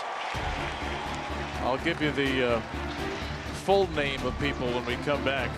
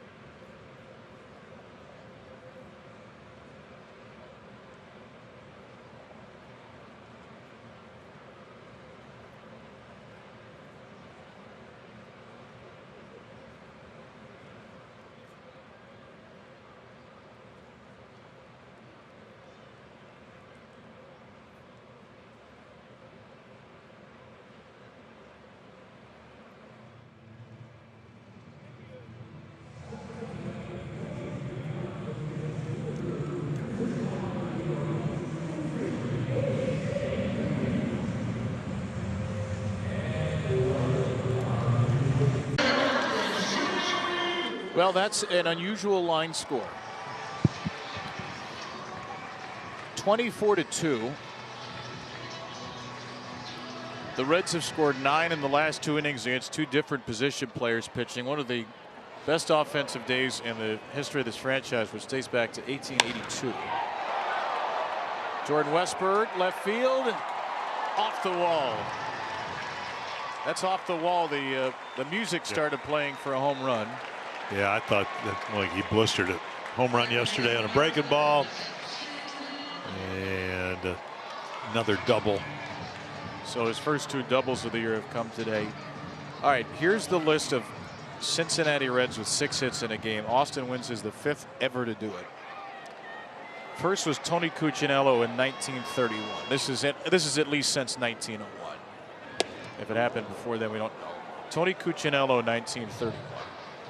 Ernie Lombardi, the Hall of Famer, in 1937. Walker Cooper in 1949. And then Phil Irvin in 2019 against Colorado. So Pete Rose never had a 6-hit game as a Red. Johnny Bench never had a 6-hit game as a Red. Joe Morgan never had a 6-hit game. Tony Perez never had a 6-hit game as a Red. Austin Wynns has tied the Reds record.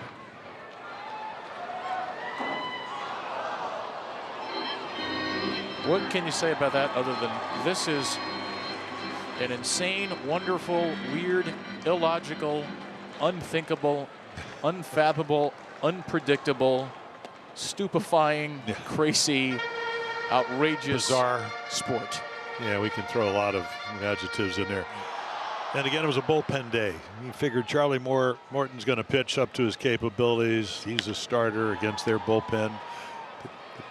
You know, they've lost 11-7 on Thursday before they came here. You figured they might be a little tired. they pitch great and they get 25 hits, 24 runs. And they are going to end the day, unless the Orioles score 22 in a row, too shy of the Reds record, June 4th, 1911, when the Reds won 26-3 against the Boston Rustlers.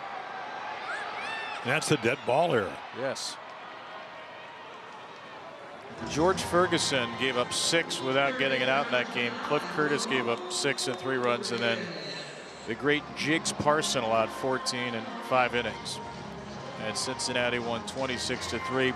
Reds have scored 24 now, 3 times. May 13th, 1902. That was against the Philadelphia Phillies. And then May 19th, 1999 against Colorado, and today. And Ramon Urias flies out, and the Orioles down to their final out.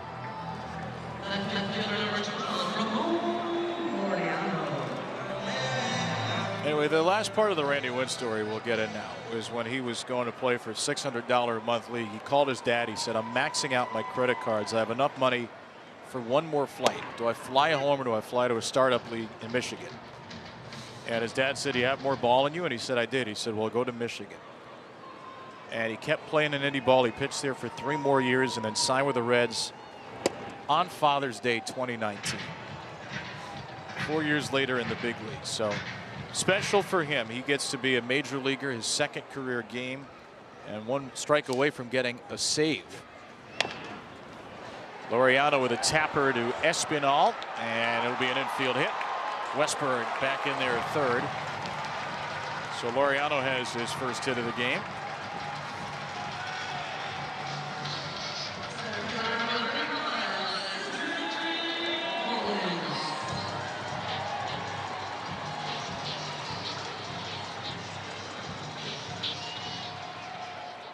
So Cedric Mullins with an infield single back when this game was 0-0. It was 1-1 after 2. It is no longer that.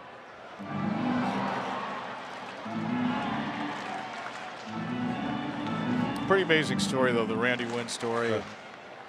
You have these incredible stories all over baseball, even in a game like this. Well, how about Austin Wynn?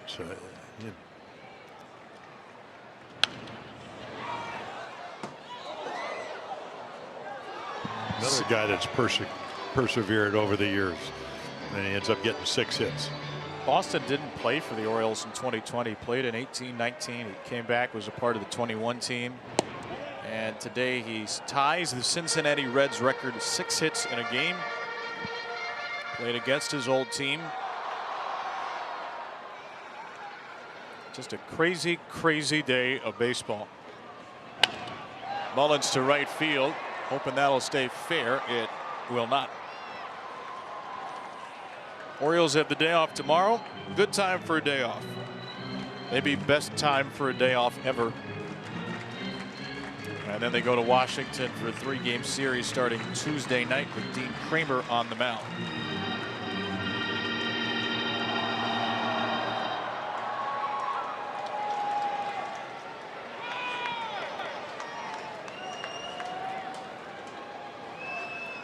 Another 1-2. Strike 3. Randy Wynn ends a historic day for the Cincinnati Reds. And for the Orioles, a day they hope to immediately forget. Reds scored more runs than the Orioles. That's the final score we'll give you. Austin wins with a 6-hit game, tying the Cincinnati record, and the Reds take 2 of 3 in the series.